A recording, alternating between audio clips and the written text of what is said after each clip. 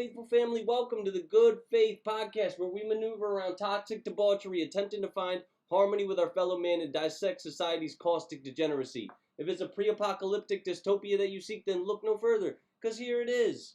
I'm your host, Ninjah Bullock. I understand you could have been a million other places, and the time's the most precious commodity any of us have, so from the bottom of my heart, I'd like to share my gratitude with you all. Viewer and listener discretion is advised. Due to the sensitive nature of some of our topics, we hope you will shield youngins from some of the vulgarity that may be spewed here. I just found out that if you drop an F-bomb within the first 15 minutes of a podcast, the algorithm, pushes you down. So I gotta really, monitor my tongue. It must be noted that the views expressed by the panel are not necessarily the views of the Good Faith Podcast. We are no fiduciary. We assume no culpability of investment performance as a result of following our financial advice. Our simple aim is to entertain and inform. Anybody living in the greater Philadelphia area interested in making an appearance on my show can reach me in a DM on Facebook or Instagram at Christopher Bewley. See the Patreon link in the description if you'd like to make a campaign contribution to facilitate my meteoric rise. There he is! It's beautiful! Take your hat off! In all seriousness, times are tough. Any proceeds we receive will be going towards avoiding eviction, keeping the lights on, medicating Clark with all of his health concerns, and feeding our gracious guests. Once again, if you feel you've been given value by us, it takes just a little extra effort to like and subscribe. Hit that notification bell. This is your notification. The Good Faith Podcast is now available on YouTube, Twitch, Apple Podcasts, Spotify, Patreon, Amazon Music, Samsung Podcasts, Listen Notes, iHeartRadio, Pandora, and RSS.com. We'll keep pushing out these episodes so long as our following stays growing. The path to notoriety will be for our listeners to spread the good word of the pod. If you have somebody in mind who would agree with our content, if they might be informed, if they want to ridicule us, send a link to your family and friends. All publicity is good publicity. Our objective is to have a balance between the red and the blue. So if you have somebody in mind who enjoys podcasts, please spread the channel. Now, we're going to get into it today. We're talking all about style, talking all about fashion, talking all about functionality. And you know my motto, guys. I say look good, smell good, play good. The fragrance of the week is Versace Dylan Blue. It's a strong masculine fragrance. It encapsulates the sensual sense of the Mediterranean. The fragrance with a strong aquatic note is refreshed with citrus hints of bergamot and grapefruit, enriched with spicy notes of rare saffron and musky base notes. It's got fig leaves, bergamot, grapefruit, violet leaves, patchouli, papyrus, black pepper, ambroxan, musk, tonka bean, saffron, and frankincense make up the rest of its base for an aromatic olfactory aroma. The shirt of the week is Express Navy Blue. Vest of the week, Club Room Argyle Beige. Slacks of the week are Bar 3 Powder Blue. Tie of the week, Lambvin New York. And hat of the week, Minnesota Twins. Kicks of the week, I'm wearing my new beige Ugg boots. You guys, you know my motto. I say look good, smell good, play good. And that's how you got to be. If you want to be a well-rounded man, your dress code needs to be on A+. You know what I mean? Director of the week is Judd Apatow. So I've been watching all of the Judd Apatow movies, and I'm interested as to what everybody's favorite Judd Apatow movie is. If you're watching, chime in. What's your favorite? I think my favorite is probably 40-Year-Old Virgin. You know, the first one, it's hard to beat that, you know. Book of the week is Very Important People, which Michael suggested to me. And oh, here we go. I'm going to admit Henry in here. Book of the week, Very Important People, which Michael suggested to me. And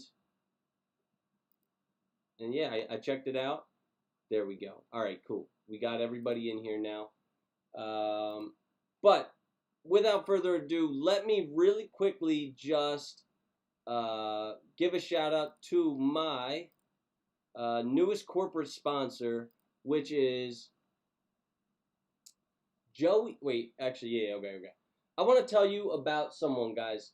I personally trust him with my investments, Joey Ventura at Eden Advisory Services. Joe's been in the investment business for over 40 years. That's 4 decades of helping everyday people like teachers, entrepreneurs, retirees build their path to financial independence. Whether you've got 5,000 or 5 million, Joe and his team treat every client like a millionaire. And I know that firsthand because I invest with Eden Advisory Services myself. Eden Advisory Services is a registered investment advisor headquartered in New York, but they work with clients across the country. They clear all investment transactions through Charles Schwab, a name that millions can trust. From basic budgeting and credit repair to comprehensive wealth management and estate planning, even financial, legal, and insurance strategies, Eden Advisory Services is your one-stop financial partner. Joe Ventura is more than an advisor. He's your financial guy. You know how people say, like, I got a guy. He's my fucking guy. Oh, my God, I just messed it up. I said the F word in the first 15 minutes. What am I going to do? Hundreds of people have come to know and trust Joe Ventura's advice with millions of dollars under management. So if you're ready to take the next step, whether it's fixing your credit, planning your retirement, or leaving something behind for your loved ones, start with good faith and let Eden Advisory Services guide the way. Visit EdenASC.com to schedule your free consultation. Eden Advisory Services, LLC, is a registered investment advisor in the state of New York. Registration does not imply a certain level of skill or training. Advisory services are only offered to clients or prospective clients where Eden Advisory Services, LLC, and its representatives are properly licensed or exempt from licensure. All investing involves risk, including the potential loss of principal. Past performances is no guarantee of future results. This advertisement is for informational purposes only and does not constitute a recommendation or offer to buy or sell any securities. Would you like to continue on your financial path in good faith? Then contact Joe Ventura and Eden Advisory Services, investing in people, not just portfolios. Now, at this time, guys, I'm going to introduce our guest. So let me switch it over. Hold up a sec. There we go. What's up, guys? I got Henry, Keith, and Brandon, and we're all around the country, all around the continent right now. So what's up, boys? How you doing? What's good, Chris? What up, boy? Happy to be here. So, why don't we, I guess we'll do it I think everyone's screen is the same. We'll do it counterclockwise. So I'll introduce myself, and then it can go Brandon, then Henry, then Keith. Let me know, guys, what is your name, age, occupation, and highest level of education completed. So my name is Chris Bulick, or you can call me Ninja. 34. My occupation is a life skills coach. Basically meaning I'm like a babysitter for adults with autism. And what is it? My highest level of education completed is an associate's degree in liberal arts. Word. What up, y'all? Brandon, Sylvester, 35. Harrison, pretty much between Central Valley and the Bay. Occupation right now is definitely event host. Event host photo shoots, host club events, day parties here in the Bay Area. Highest level, definitely high school. You talk about where I look. You barely graduated, so. But yeah, that's all about me. Okay. Wait, did you what age are you? 35. Just turned 35. 35. Shit. Okay, good age. My name is Henry O'Neill. I'm based out of DC. I am 29 years old, and the highest level of education that I have is a bachelor's degree in government and the classics.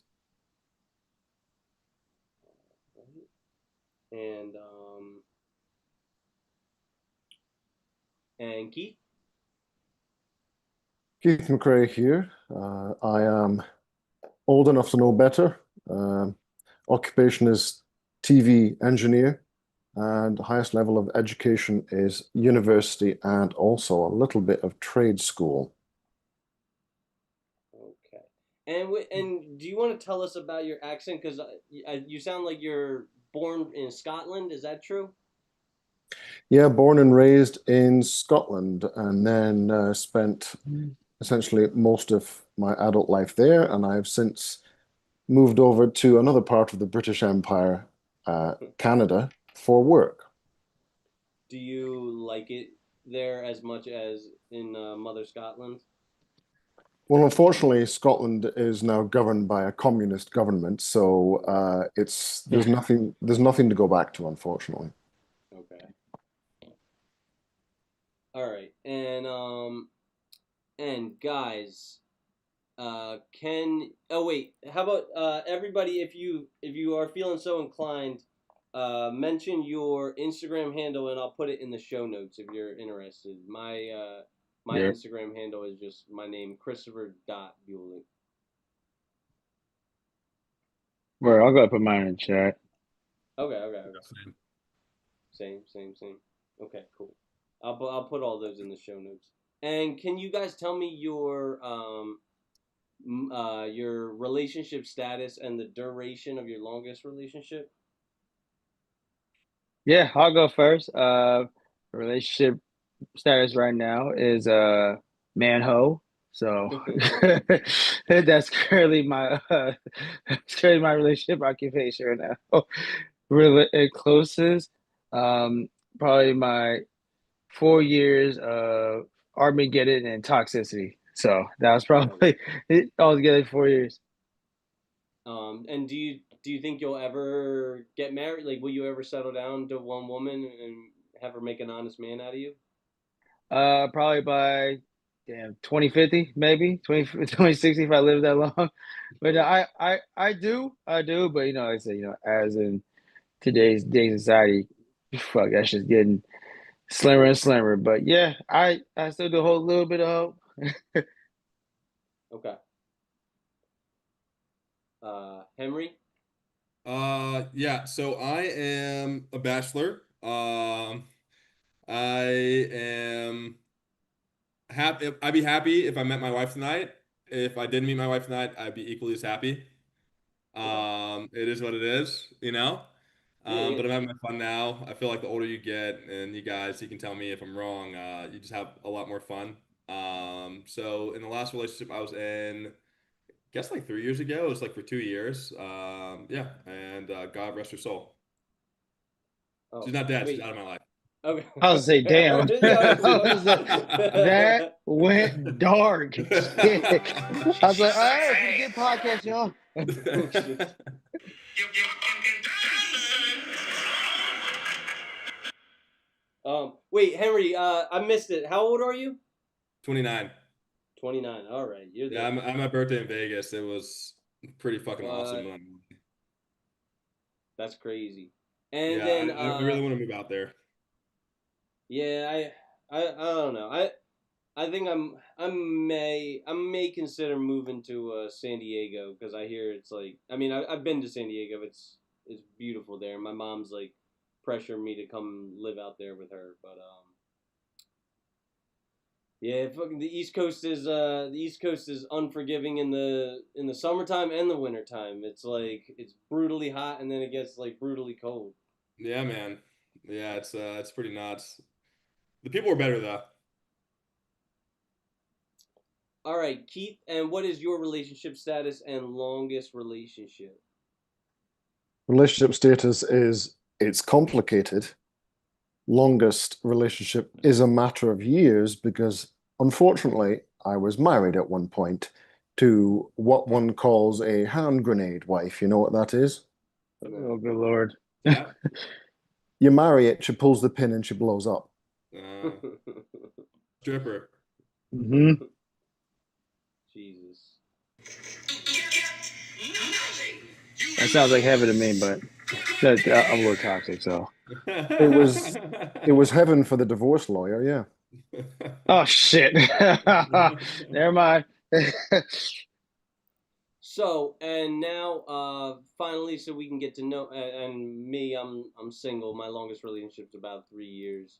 Um, and honestly, I don't have anything bad to say about my ex-girlfriend. I mean, if you pry, I'm sure I could figure out some shit to say bad about her.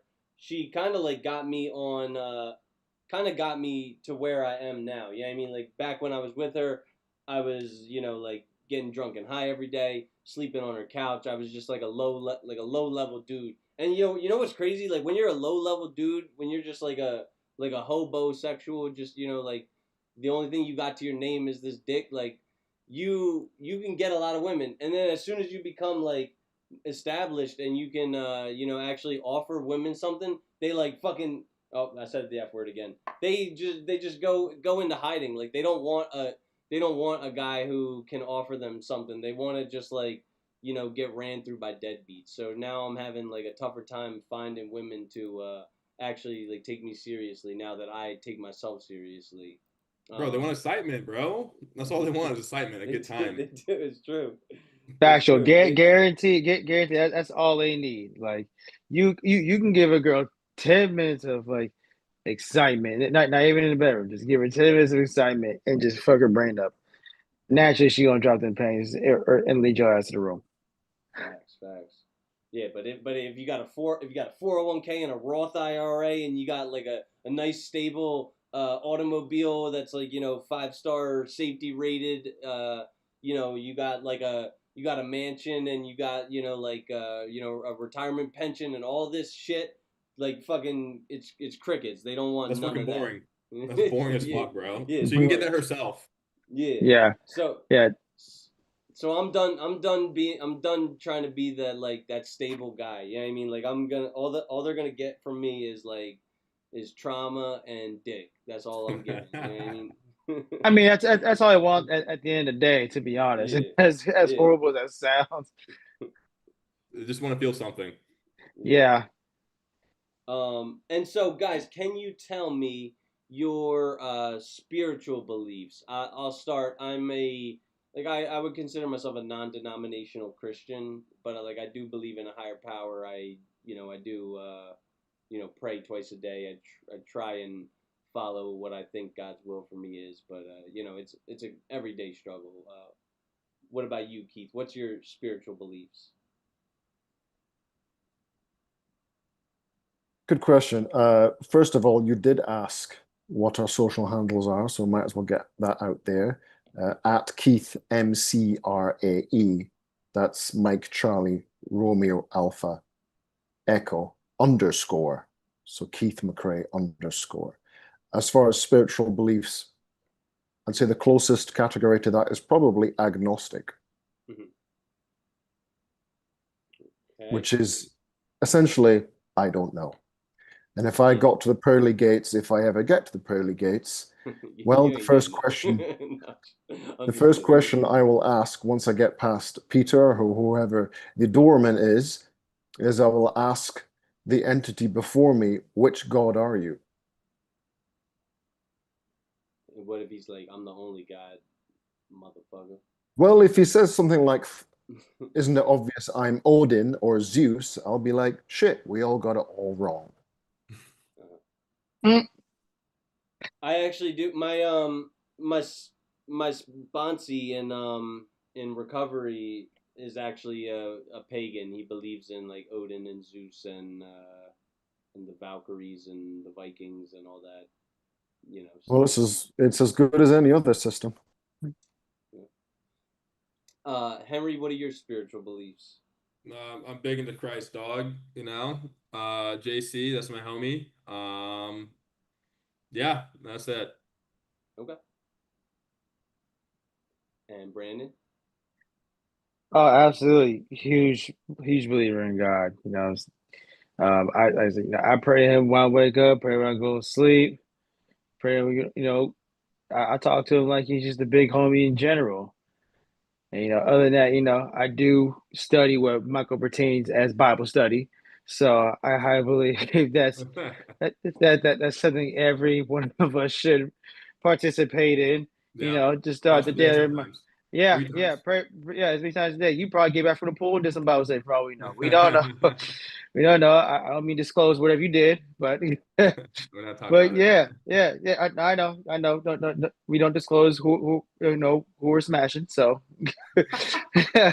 and never disclose that. Never disclose that. But I will dap you up. But but yeah, yeah. Other than that, yeah. I'm a huge God fearer, man, in everything I do.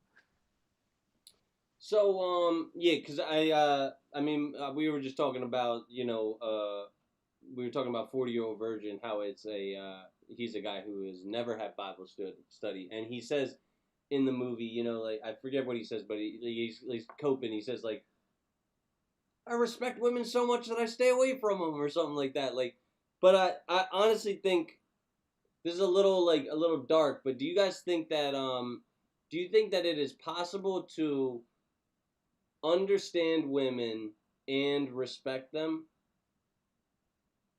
Yeah, I Yeah, for think it's sure. definitely possible to, understand women respect that. However, if they show any type of disrespect, then obviously you don't need to take that at all. You know what I mean? Like you can actually absolutely, like I said, calm them down if they don't want to be calm. By all means, get out of my section, get out of my photo shoot, whatever. But yeah, you can definitely respect them. As long as, and also, I think they should definitely understand that part that hey, this guy's actually showing me respect. I think I should give it back to him because a lot of the entitled women out here in today's society that just think they're owed that. And I'm like, no, no, no, I'm like, no, no, no, no, sweetheart, you're not owed. You're not owed. It's more of a show of gratitude. Do any of you guys identify as feminists or not? Oh yeah, I'm a huge feminist. Huge Oh feminist. yeah, The Huge I fuck, love feminist, dude. dude. I love I voted titties. for Kamala. I love feminism. You do You know? You're just like me. Trash. I always say I respect women the way women respect men. I think that's fair, right? Because I'm so They equal. they kind of don't though. So like I kind of do. What? No, I respect them as much as they respect men. I do I do the same. Like I do the same. That's why I don't really respect most women. You know what I mean? Like and there are exceptions like Cody Sanchez or Barbara Corcoran or like that the CEO of like Spanx or whatever. Like there are women that are like high ultra achievers. There are also women that like give up their youth and their fertility to bring life into this world, and they create they're homemakers. You know what I mean? I respect them too. I just don't respect the women that are like wearing pasties out on like Capitol Hill talking about like uh dismantling the Like me. patriarchy and Yeah, shit like that. You know what I mean? What's wrong with yeah. pasties? What's wrong with pasties? Those are the type of women that Kevin Samuels said, "Buy a dog and die alone." Yo, wait, hold up. No. Buy a dog and die alone. Kevin Samuels is my favorite guy of all time. Rest in peace, Godfather. Respect Um, Godfather. so if I were to ask you guys, all right, if you guys could have if you guys you could have one superpower, what would your superpower be? Mm.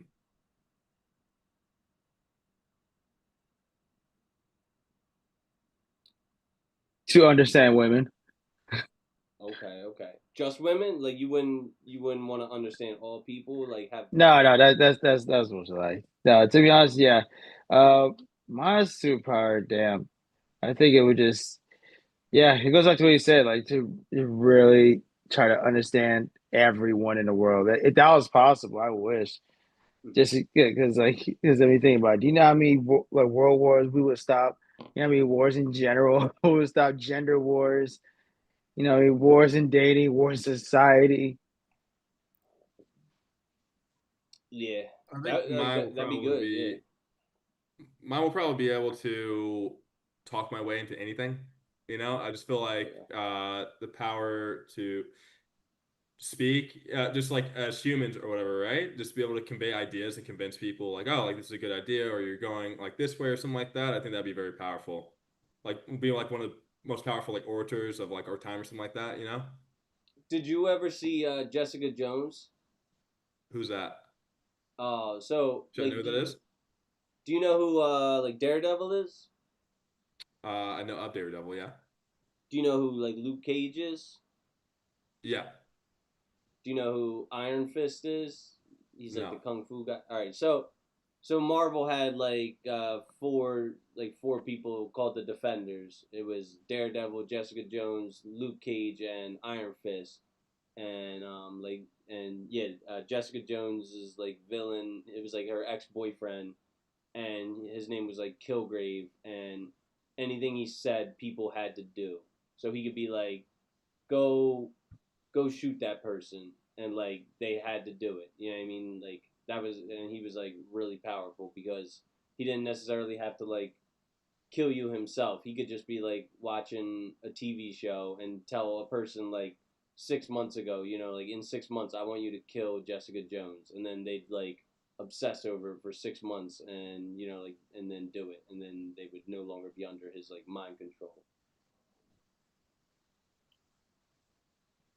I don't think I'd be that evil. I'd probably be like, yo, like this is a good fucking commercial property to buy. You should buy it for 100 times more than what it's worth. I'd be evil. Although Fuck it. I am with everything he just said, but I'd be evil. I'd see some like fucking person, like struggling on the street with their like, tin cup of like change. I'd be like, give me that. Take it. You needed that bad. Keith, what would your superpower be? Superpower. I suppose one could be cliche and say, well, invisibility or something like that. Yeah. I would say the ability the ability to control time. That would be my superpower. Would you like go back? Because like everybody says, like they'd go back and like kill Hitler and stuff. Would you do that? No, I'd probably go back and interview him. That would be interesting because you can't Jesus really, Christ, Keith. you can't really. I'd also interview Stalin as well. Obviously, two of the most evil men that have walked the planet. And then there's Genghis Khan, of course, and Yo, go party with Mao Genghis Khan. I Zedong, and then guarantee Pol Pot. Genghis Khan was definitely like knocking him down. You know what I mean? Like go have a party with him. I Well, apparently guarantee he did that. impregnate a lot of people, so there we Yeah. go. What Yeah, is it so like? the What ability is to it control time. about like 1% of the global population is a direct descendant of Genghis Khan or something like That that? is 1/6. 1/6 of the I'm not global even. population. I'm not sure if That's that's an urban crazy. legend. I'll have to look it up. Either way, he was doing a lot of fucking. I know that. Salute Genghis Khan to go. I say, side note, Keith's accent is a superpower. I ain't gonna lie. His his accent is a superpower. And to think I'm minimizing it right now so you Yanks can actually understand me. I know, but you know the thing is, it's the accent in general. I fully believe you walked up to a group of women in Vegas with that superpower. I mean, they at that point they're dragging you into the room. Panties are off at the elevator. Oh, I use it all the time, mate. See, there you go.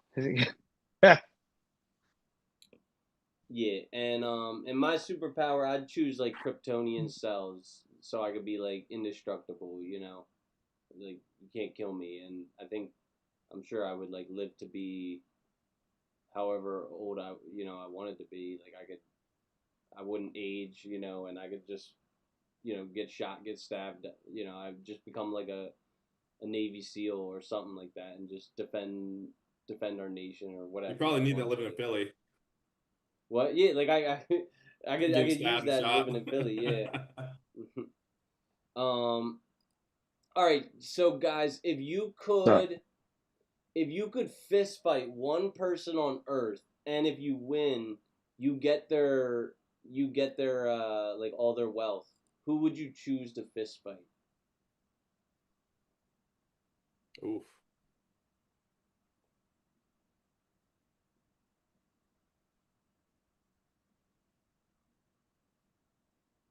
Manan guess Latif said, Mr. Beast. you'd fight Mr. Beast. Jeff Bezos. You said Jeff Bezos. I think that's what I would go with. Wait, who is how do I check? How do I check who's Oh, Manan. Manan said Mr. Beast. Okay. What's up, Manan? Is that how you pronounce it? I think that's how you pronounce Oh, shit's my man. it. Is that how you pronounce it, Manan? Do you know, Brandon? That is absolutely Manon. Okay. He better post some pre-selection pictures of if he fucking hears me. I'm on his ass. Wait, all right. So, Brandon, you said Jeff Bezos. Yep, absolutely. Okay. I'm gonna Rock go the George shit Soros. out of him. He's about fucking 96 or something like that. I mean, I feel bad, but You said Buffett. No, Soros, George Soros. Okay. All right. I Just might go. knock, just push him over the table, you know. I might go Buffett, but I love Buffett. I'd feel really bad beating up my like idol. You know what I mean? But Keith, that who are means you? take all his that Yeah, means for his take all his bread. money. Yeah, for his bread. Yeah, for sure. Yeah, I know guys that Spartan take kicked him that down for motherfucker off less. the ledge. You shit me? Spartan kick him off the ledge. Yeah. There's a Lion King. Yeah, exactly. Long live the king. Bye. Keith, who are you fighting to the death?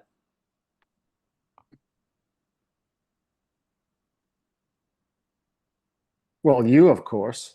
I've No, heard that you're the richest man on the planet. you're Uh, not getting much from killing me. Like it'd be you $2.18. you might be able to pay your bills for like a week or two, but that's it. Apparently, That's enough. it would be David Rothschild. Okay, okay. Is he a Jew? Yes, very much so. His net worth is Very between anti-Semitic of 400 you. billion to 1.4 trillion, so he is easily the richest man in the world. Oh shit, Jew did yeah, do it. Do it. He got my vote. You're Sweet gonna chin music to him. you're gonna beat up the Jew. I see. I see. All right. It just happens to be the richest man on earth. Nothing to do with the fact that he's Jewish. I know. I was applying that in there. Look, Yo, try to get us canceled. it's just a coincidence that the richest man on earth is a Jew. All right, yeah. all right. That's a Mhm. coincidence. Whatever. If you guys could be all right, like let's say like a genie puts a gun to your head, right? And you have to do one of these two things. You can't fucking puss out. All right. A genie puts a gun to your head and he's like, "Yo, you either gotta wear like no protective armor. You got to be the first soldier to go at an alpha male silverback gorilla with no guns, no knives, no nothing. You're like the first man in an army of 100 to go to battle with an alpha male silverback gorilla in a battle to the death, or you're the last man in an army of 100 to put on a ski mask, but no Jimmy Cat. You got to go raw plow Bonnie Blue. What are you choosing, boys? I'm taking Bonnie Blue down That's what I'm in a saying. heart. Thank I'm you. taking Bonnie Blue down. I will risk the chlamydia. I will risk risk the gonorrhea for the sake of staying alive and not getting ripped to That's what I'm shreds and saying. having gorilla teeth in me. That's what That's I'm fine. saying. Yeah, Bonnie Blue. Okay. Yeah. I get Used the to ski push us mask. before going there. Keith, you're taking the gorilla. I'll take the gorilla. That's this is What a brave man. Yeah. Yeah, Keith's from Scotland. He doesn't believe in guns. Oh yeah, you know what? Yeah, Scotland. No, they got hands. I think I think he's got a good chance. poor Well, you Marco. didn't define whether I can use firearms or not, so I would have. No. You don't have any guns, no knives. You're just charging at a gorilla. You don't even have a bulletproof vest, no helmet. You're just like a Ass meat naked. sack. Okay, then.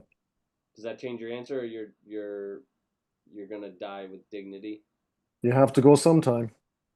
Man. And I w- I ask this question a lot, and everybody always, especially like everyone always says like, "Yeah, give me the gorilla." Like, fuck that. I want to live. Like, I'm. Yeah, no, I'm good. I will live with the drippy dick for a good week. Go get the medicine, and I'm back to plowing down. And just for and I get a lot of attention. Yeah. I'm 1 minute to buying down, and I was not in the thousands. I was not the thousand guy. I was just the guy on a random day.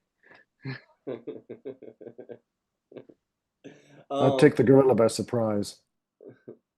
and if you guys could if you guys could like change your career path right now, you could embark on any endeavor in the entire world, and you didn't have the possibility of failure. So let's say like you were guaranteed to succeed at whatever you did. What would you guys choose to do with your life? Be a crypto bro. Okay, Crypto bro. Easy. all right. Live down in Miami. check my fucking phone. Do you Yeah. do you have any crypto in your portfolio right No, now? absolutely not. No. It's Okay. fake money. Okay. Fake money, dude. But I mean, people are making money off of it. I have the balls. Do you have? I'm Mm. assuming you have some type of stocks in your portfolio. Yeah, for sure. I got a guy up in New York or whatever, or Long Island rather. But yeah, just like the ability to just like actually understand the whole DeFi space or whatever, and just like choose like a shit coin that's like at a fucking 1 millionth of a cent, and it goes to like $1. Hmm. Nuts, absolute nuts. Yeah. Uh, Brandon, what would you choose to do with your life if you couldn't fail? If I couldn't fail, I ain't got a cent to my name in crypto, but I would do honestly the fuck same. You, You instant finance crypto market. millionaire, yeah. I'm moving straight to fucking Vegas on the strip. Keith, what would you do if you couldn't fail? So I believe that your earlier part of the question was it can be a career move. Yeah, or like it could be a passion project that you don't make money doing, but like I mean, I would assume if you couldn't fail, you'd do something that made you rich, but it doesn't have to be a career. Well, I mean, the thing is, it's all very well and fine being filthy rich, but uh, even the extremely rich are very, very bored, so you'd have to have something to do. I would like to be paid to travel the world, such as a hotel inspector or something like that. Or you could even be like a travel influencer, and like No, no, not a travel influencer. That sounds gauche to me. I would be a hotel inspector and okay, probably get to stay in all these lovely hotels and yeah. tell them what's wrong or what have you. What about Michelin star judge? Or that, or that restaurant, yeah. I was gonna say, if you become that hotel guy, is this before or after you take maybe about five, six women down in the hotel room just to give them a good review? Well, I mean, you have to test out the mattress, so I suppose it That's what would, I was gonna yeah. say. Yeah, yeah. Would you rate hotel rooms higher or lower if they had the cup chair? Well, 80% of hotels have the infamous chair. Do you think that that's a nice little touch, or do you think that it's like debauchery and degenerate behavior? What, the chair? I don't know if the chair has an opinion. If it's two Yeah. girls and I'm there just enjoying the show with some popcorn, then fuck it. there's there's so Hey, few whatever two companies. adults want to do, that's fine by me. Yeah, yeah. Two girls on the bed. Yeah, I'll be there in the chair, and the only time I'm getting up is get my DoorDash at the door. That's it. Yo, Better than Netflix. so do you have you guys noticed this like tint of like racism with cuckoldry? Because I feel like a lot of girls, like a lot of white girls, like they want a lot of white dudes. I don't understand this either, but like they want to get banged by like a black dude. Like it is, I'm not the only person that's like noticed this, right? Oh no, absolutely. Trust me, like there's a lot of like women that do races I know of, and from personal experience, a lot of wives that I know that told me that their friends that I married have a fetish similar to the Shannon Sharp text messages from when the girl said, I want your big black baby me whatnot." Yeah, they love to get down like that. It is literally like King Kong to Jane. I'm not lying to you. I think it's fucked up, but like I guess I don't know. I think like our ancestors fucking. I think like the sins of the father are being visited on us. You know what I mean? Because we selectively bred like slaves, and we made them like big and tall and strong. And then like a couple hundred years go by, and like now all the women want to fuck a big tall strong guy, and you know what I mean, like we basically fucking like shoveled our own grave and shit like that. So like I'm Oh, like, is it the fucking consequences of my actions? yeah, yeah. This is like this, like this is Oh, well. our forefathers created this mess, and now we're just like, fucking living in it. But Well, look, I think we asked for reparations a long time ago, and no one ever gave it to us. So I mean, you got to pay somehow. Oh yeah, absolutely. You shit Ask for me? cash, baby. That's the name Yeah, of the yeah. reparations out of your bitch's pussy, motherfucker. Yeah, you shit me on Black History Month. I am thriving. You shitting me? I mean, for real though, like if I'm gonna be completely honest, I don't know how white guys are fucking not getting laid. I feel like it's such a fucking cheat code around the world. Like because Do in you? every society, white people are in charge or have like some social status or something like that, Like I just don't know how I like kind of feel the you know what I'm opposite. saying? Like maybe it's my personality. I'm like fucking insufferable or something, but like I'm not like I've never met a girl who was like, "Oh, you're white, like I only fuck white guys," or like shit like that, like How many Indian girls have you met? How many Asian girls have you met? How many fucking brown girls have you met? I've like not many. Not like I've Boom, only boom, there you go. Dude, every fucking chick in Congress right now that's anti-white on paper is fucking a white guy. It makes AOC bang a white guy. What's Hmm. your fucking name? The really hot one. God, from Minnesota. I don't even fucking know. Crockett, not No, Crockett, no, right? not her. I would not be surprised though. The Muslim one, not Talib, but Uh, Ilhan Omar banging a white guy. I don't understand it. I don't hmm. understand it.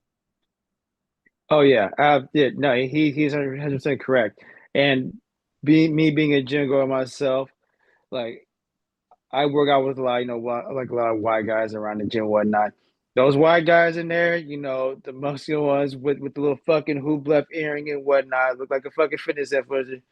Those motherfuckers in there are catching every piece of ass in the gym. Get down. Dead ass, dead ass. Right after the girls done doing squats, go get a Chipotle bowl and then go smack it out at his house. I hear too many stories of these like fucking white guys, literally. How And I think also, Wait, I interrupted you. What were you gonna say? oh no, no, I was saying that like even like they are really banging white guys, and plus, the thing is, it also the fact they're banging white guys, it also depends. It's like for a second in that girl's mind, they're also thinking like, okay, if I bang this guy, can I bring him home? Okay, or can I introduce him to my mom? Automatically, if you're white, you're automatically get in there. Yeah, for sure. For Yeah, Dan your mom's not Dan gonna do sure. that. Your mom's But not gonna do that. respectfully, they look at me and and they're like, "Hold on, what's your credit score, bitch? I'm just what? Just don't have a good time. Yeah, I'm just trying to take you down. Like, what the fuck you talking about? I got one Maybe homie. He's white, but like he has like a fucking mohawk. He almost looks like an eighth black or whatever. His two things: moms, black chicks. Just on him all the fucking time, bro. It's nuts. mm, It's nuts. Oh yeah, it's especially comfort experience. Black girl, a lot of black girl I know love white men. Even like Yep. the Mexican girls love white men. Actually, majority of the time, Asian girls love white men out of like all those races. Yep. I don't get it. It'd be a dude who's slubby as fuck with a bad fucking Asian girl. I was like, how the fuck does this make sense? Yeah, with creased up Air Forces. Yeah. Hey, hold on. Oh shit. I got one. Oh fuck. I'm trying to get in where I fit in, bro. I saw what God's done for other people. I want that for me. That's yeah. I got a dirty pair of Vans here somewhere. You know, they can't be crisp all the time. Nope. so all right. So Keith, do you concur? Do you feel like your whiteness is like an attraction trigger for exotic ethnicity women?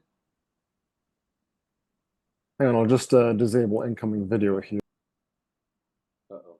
Yes, so, but I did want to comment on, because I believe Henry just showed off his footwear of the day. And the Uh-oh. first thing that popped into my mind was like, a white trainer, and he's American. What a surprise. Oh, I got like Um, three or four pairs of These those. shits are fucking fly, dude. I got oh, a white trainer. What a surprise. You still got the label on it. You still got the shop label on it, you Wally. I'm popping tags. These motherfuckers are so fresh. Oh, there you go. This is my favorite one. The Still Mallards. got the label on it, honestly. I got a pair of white trainers Oh, somewhere. white They're in my trainers, what a closet. surprise. You Americans and your white trainers, We such a fucking do steal. it. I'm sorry. Dude, when Canada becomes a part of the US, you'll understand, bro. Well, the only part of Canada that's going to become possibly is Alberta, which I approve of. But when you guys are on holiday in Europe, we can spot you a mile off. We're like, well, look, an American has got white shoes, and we're usually right. What was the question again, Chris? Do We you got white feel shoes like, and bread. do you feel like, speaking of white shoes, do you feel like your white jeans ever give you like an edge in the exotic ethnicity dating market, like when you're dating a girl who's not white? White genes, as in a pair of white genes, or literally genetics? No, like Oh, you're Like Sydney Sydney Sweeney. Sweeney. Sydney Sweeney topic. Here we go. Yeah. Because it could be either. Because white jeans, men wearing white jeans is, shall we say, diplomatically, a little bit effeminate. However, as far as genetics, does it give me an advantage? I have no idea. I've spent the majority of my life in a majority Caucasian countries, so that's not something. But the thing is, I'm not even. Uh, Ladies of the more exotic persuasion do nothing for me anyway. So maybe Japanese Oh, you're women, crazy. You're maybe crazy, bro. I like my women like milk, pale, Thick. creamy, and pale, pale, thick, pale, cold, and full of cream. Okay. Yeah, he had me with the pale and cold part. I was like, fuck, he likes his women sick. Like, I like them pale. I was I, like, oh shit. I have a soft spot for the goth ladies. I would have So never thought of They it. I agree with. I gotta give it to him on that one. I Yes. those goth ladies, they're fun, but they'll fuck your life up. You can't take them That's too the best part. seriously. You Yeah. gotta take risks, man. It's a fun ride. It's like stock market. You gotta take risks. I think Chris should take his sunglasses off. It's not Don't sunny inside your pillock. yeah. There we go. Now we can Yeah. actually see his expression. Don't let me see the goth girl that goes to the gym too. We're in Civil Give me. Is she cute? Oh, she asked me. Yep, black hair, shit, little tattoos, With a and short little haircut. yeah, Yeah. Oh, I exactly. hate that. Nah, She's a Where goth like girl with no tattoos. yeah. That's perfection. Oh no, it's Got it. gotta have Got it. she's gotta be covered in tats. No, Yeah. that's nasty. Wait, what? You don't like That, tattoos, bro? that's a piece of resistance. Tattoos on women is like if she's extremely attractive, it's like putting bumper stickers on a Rolls Royce. It is, but then that Rolls Royce still looks good. Yeah, for No, sure. it I doesn't. want to be in It's that not Rolls covered in Royce. bumper It stickers. still looks good for a drive. I'm sure. so. All right, so if you guys had all the money in the world and you could throw all your influence and your power at one like foundation or initiative or charity to try and make the world a better place, what would be like the charity that you started? And you can, if you know, I guess I can go first because it's kind of like the theme of this episode.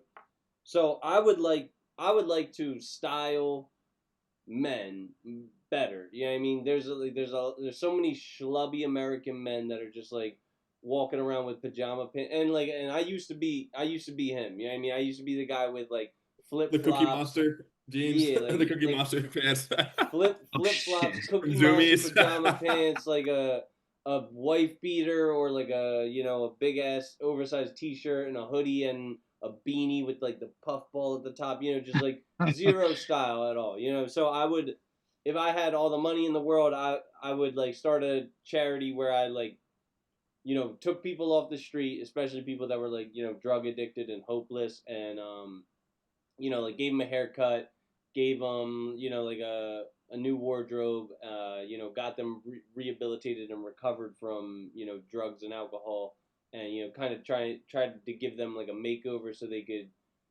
actually like apply for a job and maybe get a job and like pull themselves up by the bootstraps. That's fire. I ain't gonna lie, that's that fire. That story sounded amazing, but then in the beginning you're talking about you're wearing the long sleeve shirt or like the tall white tee and the beanie and whatnot. I'm like, yeah, he must have been a Limp Bizkit fan. Like, Not really. Not really. Like I did like Eminem back.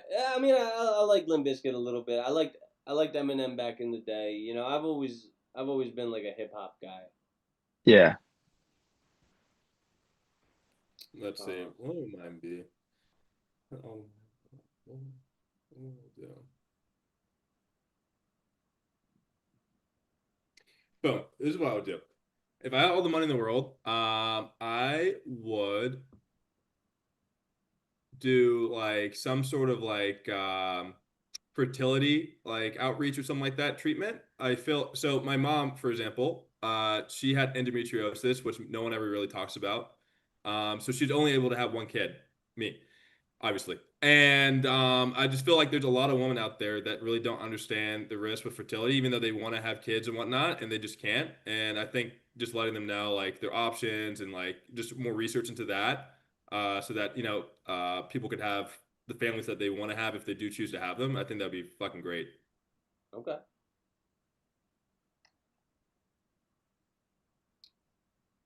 I'll go. I think the one I would do, I think the one I would do is definitely do more of like a mental health like charity fund to where, you know, it's to where it's I could have like daily Zoom meetings or I travel around the world being able to help out just like I said, men, women, children with their mental health problems is because that is just one of the biggest issues in America, leads to, especially, with just like, the election in society, everything just going on in general, like it leads people to like to like suicides and, they're trying to end their life, injure themselves, the, and I know people even joke about like still like people cutting their wrist shit. I'm like, no, people's actually still doing that shit. Like people actually still trying to hurt themselves on purpose just because they're so depressed on life or anything like that. And so what I would do is, like I said, is definitely being able to travel around the world, help these people with their problems, go on Zoom calls with them and whatnot. And like I said, just to try and bring joy to people's lives in general, really. Like make them realize gratitude. So that would just be my whole thing in general, like just to serve people and show them gratitude. I like that. And Keith, did you hear the question, Keith? Yes, unlimited resources and wanted to give back to the world. What charity initiative would one start? That's a good question. First of all, you did mention Eminem earlier. I'm somewhat a fan, particularly the brown ones. I got see I back think in my Cookie Monster pajama pants days. I got fired from a job for stealing a bag of M&Ms because I was What was the hungry. job? So But it to was be, at to be serious, uh, though, I was like a giant grocery store clerk. You So could I have was like, stole so much better shit out of there. yeah, I was like, huh? You could He have still stole said so much Eminem. better shit out of Giant. You get lobsters for the low. they The don't they turkey. don't they don't fuck around, They got like a Vegas style security room with like 100 screens, and they're like watching everything. Like they had me, but I would have but told the delivery guy on the DL, I'm like, hey, before you drop this to the store, my car's around the corner, right?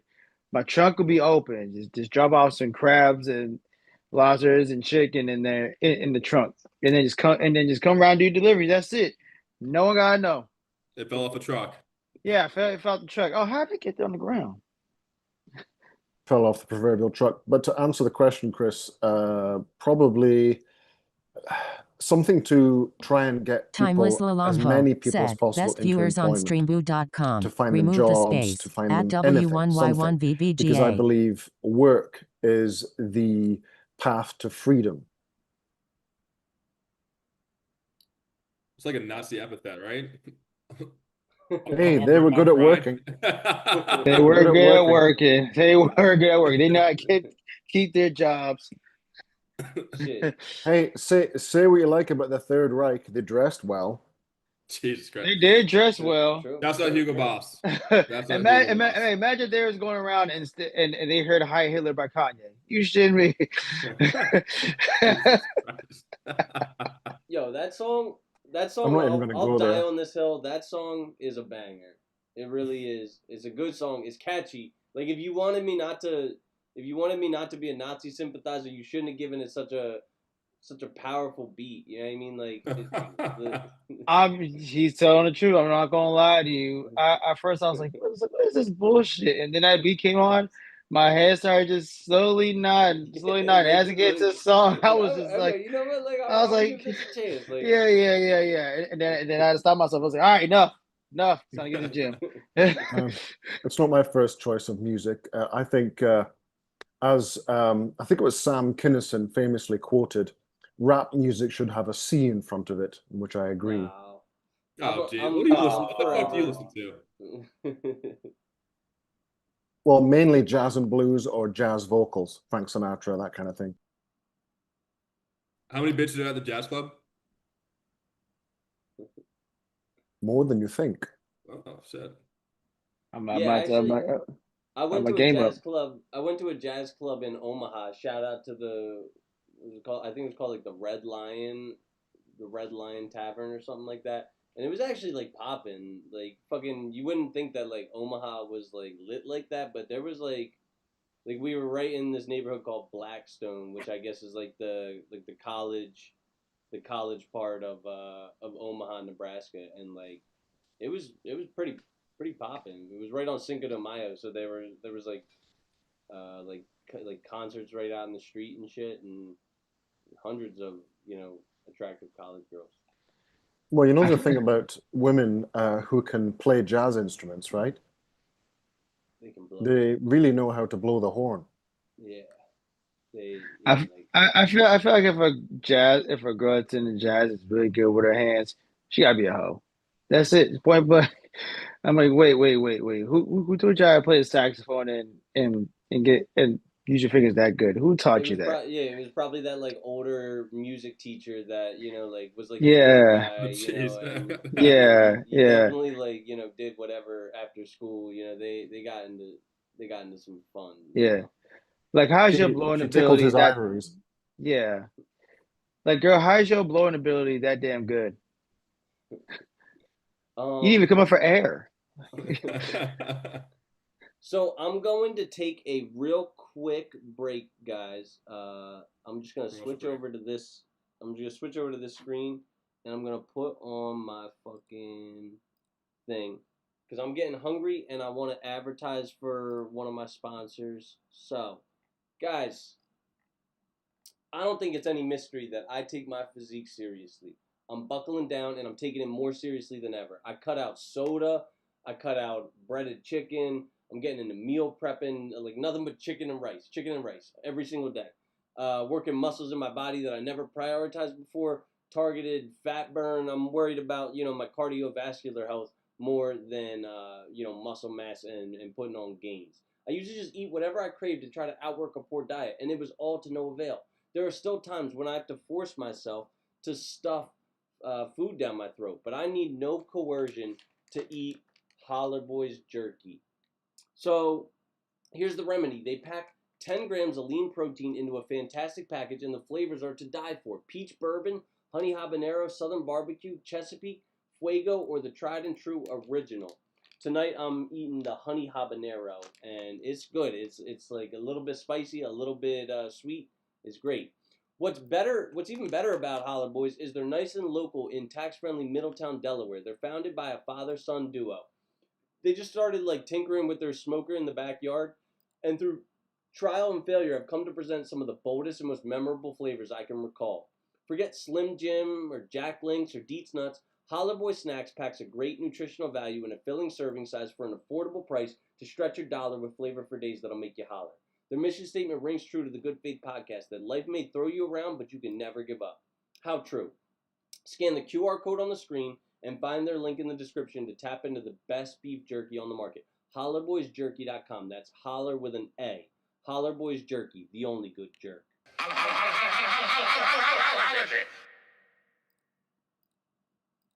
All right, we are back. Everybody went for a break. So so why don't we start talking about the date? Why don't we start talking about the dating landscape? And are there any common pitfalls that you see most men making when they're dating women? And this question is just to the panel at large. You guys can. Oh, I can go on this for fucking ever. One is definitely just running out of things to say. That's definitely one to where I said a guy finally gets a chance, on a beautiful looking girl or whatnot. He keeps running out of shit to say, and then here comes the usual bullshit questions. Oh, how's your day? Oh, what did you do? Mhm. Oh, no way. How does that work out? What you got going on tomorrow? Like, and then in that meantime, it's like how Mystery said it. It's like you want to consecutively build yourself time. It's like you start asking questions about her, and she talks. That buys you 3 more minutes. And then you pick up another question right after we said that buys you 3 more minutes. Oh, and then show you compliance. Take her around to the bar area or outside. And that buys you 3 more minutes. And then it goes like 3, 5, 10, 15. And then by that time, like I said, you build up compliance and to where like I said that leads to more more of a intimate connection, as you could say. So that's one thing is guys run out of shit to say. Yeah, like I'll just like fuck it. Like fortune favors the bold. I'll just like say some like out of pocket shit. You know what I mean? I'll be like, oh, like, did you ever get like a train ran on you? You ever been part of a devil's triangle? Like, Hmm. like, just like talk shit, and catch her off guard with like some of the questions that I'll ask, and then like, I'm not like, how's your day? I'll be like, yeah, did you ever bang a guy within the first like 30 minutes of meeting them? Like, all right, yeah, Oh yeah, that's what's up. that's one thing I definitely like to do. Straight up, I will. For me, I never really give a shit. I'll tell a girl that I was getting sucked up by this girl in the car about like a couple weeks ago, and this happened just to throw her off guard, and then she shares her fucking stories, then we keep going back and forth, and at that point I'm like, okay, girl, we're talking too much. Let's just go make a movie instead back at the house. Come on.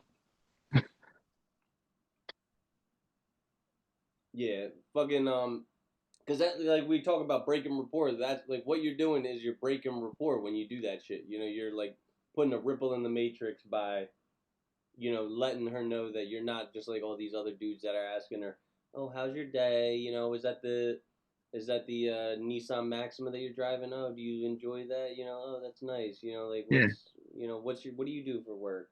No one gives a fuck. yeah. Like I don't give a fuck, especially. Build the comfort. Don't be scared because a lot of guys are just fucking scared that oh my god, this is the last date I'm gonna get. Okay, if I don't get this, my dick's gonna say show up for good. And I'm like, motherfucker, just it's just like, hey, just take a chance. Dude, you gotta Okay. roast them. You gotta roast these girls, bro. Yeah. Hashtag Straight bully up bitches roast them 2025. off the rip, bro. It's so much fun, dog. Hashtag bully bitches 2025. 2025, all 2025, and 2026. I told, God, what did I say? I told two girls last week. I was like, you know, you're funny. You're pretty smart for a woman, dude. They started dying laughing, bro. Dying Hmm. laughing. You wouldn't expect that, but it works. I've even told a girl, I'm a feminist. I like pussy too. Like what? I told fellas, I told girls I'm like yeah I'm a feminist. Hey, I'm all for free nipple. I'm gonna have to copy that one. But like I wait, who did you guys vote for? I didn't even vote at all. It was a My fucking man, mess. I ain't gonna lie. I didn't I didn't vote at vote either. all. Nope, Bro, because Team Kamala, dog. I feel like you're being sarcastic. Are you being sarcastic or I is swear that to real? God, dude, I work for Joe Okay. Biden. What's what's like the political landscape in DC? Is it like mostly half and half? Because like that's what I would expect it to be. I could see it No, maybe being a little more liberal no, than. no. It's not half and half. It's like 70, 80, 20. 80% what, liberal Liberal. or okay, 80% yeah. liberal. Well, 80% Democrat, and then you got like the fucking crazies, the progressives, and then 20% is like Republican. Okay. The District of Criminals. The biggest criminals in the White House right now. And Keith, what are some common pitfalls that you think guys make in dating? Well, before we get to that, you did ask who one voted for. Obviously, I'm not American, so I can't vote in their system. Up here is a parliamentary system, so it's heavily skewed towards the left side of the spectrum in Eastern Canada. But enough about boring Canadian politics. And British politics are quite boring too. Common pitfalls in what context? Like in the dating context, like what do you think most men do that like shoots them in the foot? When it comes to dealing with the fairer sex in general? Yeah, when it comes to like being an attractive man. It really depends on the area you're dealing with. If you're dealing with Europe, if you're dealing with the United Kingdom, if you're dealing with North America, I'd say the biggest handicap North American men have, and lately, to my internal shames, my countrymen in England, well, in Scotland, England, and Wales, and Northern Ireland, is style. The majority of men now in the Western world dress like enlarged toddlers, and I don't know how the American ladies can stand it, looking at 80% of men walking around looking like they've just woken up from bed and looking like the 3-year-old has been put through honey, I made the husband bigger laser ray. And that's because I was in Vegas recently, and it was just every time I go to the US, every time I go back to Europe, it shocks me how much more slovenly men are. And I'm going to take the opposite tack in that almost I feel sorry for the modern woman having to deal with the state of manhood right now. They dress like children, they act like children, they talk like children, and they have the mental outlook of children. And it's about time men started being men again, started being classy, started learning manners, and started to educate themselves. And maybe they'll become more attracted to women that way. Mm. He's not lying. Like, for example, here in like the Bay Area, they tend to just like more baggy now. And I mean, don't get me wrong, I do some of it too, but they started wearing like I'm shitting you not. They started wearing like these fucking crop top jerseys now and shit, like deadass. I'm not fucking lying to you. The Zeke Elliott? And I'm not lying. And it's just like it's a style they have in LA, and I moved down to the Bay Area. Yeah, they like the grown men are literally wearing like crop top jerseys, and but with like baggy shorts. And I'm like, okay, I'm like at this point, y'all are dressing like meth heads from San Francisco. Like, come on, like this. And no one wears shit that fits them anymore. Like me, I'm a size medium. Everyone wears an XL shirt and like baggiest of fucking jeans and whatnot. Like everyone looks like they shop at Goodwill. Yeah, I've seen men in Walmart in up here in Canada and in the UK in the supermarkets go in with pajamas on. And the women do it too, so women don't get off scot-free. However, again, I was saying it depends on the area. You go to France, you go to Paris, you go to you're walking down towards you're walking along the Champs-Élysées, or you're walking somewhere in Madrid or somewhere like that, or especially you go to somewhere like Milan, and the women are flawless, and the men are very well dressed as well. The women just look $1 million, and they haven't even done anything that day. They've just worn normal, smart, flowing clothing, and something to do with the way the Italian women and the French women dress. They're incredible. And as well as that, if you've ever been to Eastern Europe, I've been to the Czech Republic, and I've been to Russia, and the women there also dress very, very well. 100%. Yeah, I agree with that. I've seen the women overseas, and they dress like floss from the head to fucking toe. It's like sitting here in the Bay Area. Oh, go ahead, bro.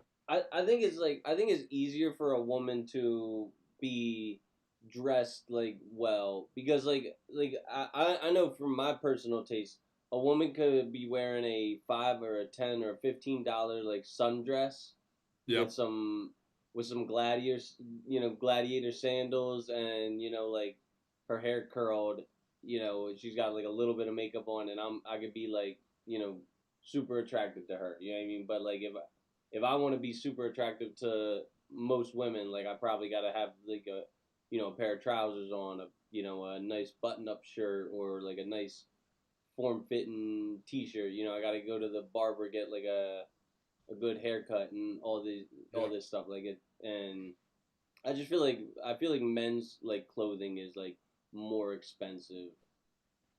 If you look at how men dressed before, they had like slimmer jeans on, and the shirt actually fit them with some nice black Vans on, and that was the outfit to go on. But the thing is that for guys back then, that was the look, and it looked proper on them. Hmm. Aside from how a lot of guys dress here, especially in California, like the whole baggy pants and it's a baggy shirt look and things like that. It that really depends on the type of demographic people you're around. And for me, I'm heavily into like the fashion model runway model scene down here from from all photo shoots and everything I throw down. So I had just like similar to how like Michael and them would dress in Vegas with just like I said slim black tee, Hmm. Yep. jeans and whatnot, and then it's like some nice shoes. They could be like Yeezys or some like nice looking Jordans the same way he would wear. But the thing is that like everything on me fits. Like Hmm. I didn't look like I got my clothes from Ross and Goodwill. Like, it actually looks like I dress like I have some class, and so I definitely understand what Keith's talking about from where, you know, people down here don't dress. They don't dress like they want to make money or don't dress like they actually become a success. And I'm just like, how the fuck do you guys have a lot of like a whole muscle build from the gym and whatnot, and you don't want that shit to show on your fucking clothes? Yeah. Yeah.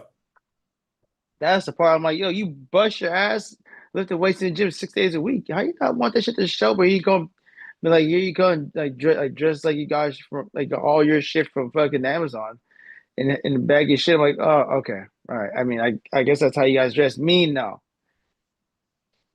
So, you one thing you said was the men of action look is just like a plain black t-shirt and like some black slacks. And me and Keith are in agreement. I I'm I'll speak for myself. I don't know what it is. I just like don't like black. Like I feel like I'm like a reservoir dog or something like that when I'm dressing in like a black suit and like a white shirt. It just feels too plain or whatever. So like I like to go with a lot of neutral colors still, like a lot of tans and navy blues and like light like powder blues and stuff like that. What do Oh, you think? 100%. I'll Keith, say Keith. this is like Oh, I have a very corporate job or whatever. I wear like button down slacks and suits and shit like that all mhm. the time. Like when I'm going out, like I have five stonewashed black shirts and three pairs of jeans, and I'll rotate the jeans and I will wear a clean one of the fucking five identical shirts that I have. So easy. No one ever calls me out about it. Mhm. And I look like I fit in any club that I'm supposed to go. I'm trying to get into. Like obviously, if I'm going to like a polo match or whatever, I'm gonna wear a nice suit or whatnot. But I mean, like if you're going to the club or whatnot, I mean, like I don't like standing out and being like the guy in a wearing a suit to the club is like a flex. I won't lie, but like I like also being comfortable. It's hot. I'm moving around. I'm trying to like talk to people and shit like that. Like I'm not. Yeah. I'm never wearing like a button down, unless it's like Right. a button down like collar polo or something like that. Hmm. 100%. A clean like a clean suit jacket, a black or it's like or just like a different colored shirt under it, uh, black pants or even gray pants, and just regular black shoes or white shoes. Can't miss. But like I said, but it went back to what I said. Like a nice suit jacket, you can never go wrong with it. No, Yeah. never in any occasion.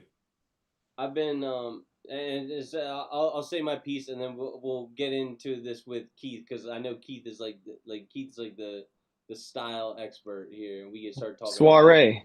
we start talking about like building a wardrobe piece by piece. But yeah, like I do feel like when you're like dressed to the nines, when you got you got the cufflinks and the tie and the like tie tack and the loafers and slacks and all that stuff. I do think like you can disarm women because you're like they're not expecting you to be so like dapper, and that could be like a break and report. But on the other hand, I do think that like if you feel good, you're just wearing like a pair of pair of jeans and a t-shirt. I think that can also be like very functional too. And so I got like a bunch of like NASA shirts, and like I'll just like wear like a NASA tee, and like it's always like a conversational starter. Girls will be like, "Do you work with NASA?" And like obviously like I don't, but like I could be like, "Yeah, I work with NASA. Like I'm a training I don't know, fuck Astronaut. yeah, I'm an Yeah. astronaut. Like I actually yeah, I was part of the Challenger mission. Like yeah, we were You're making good. the UFOs. Yeah. Yeah. I worked at Gravity. I'm working on anti-gravity. Hmm? Yeah, I actually discovered alien life on Mars, and I fucked it. They had some good pussy, so Yeah.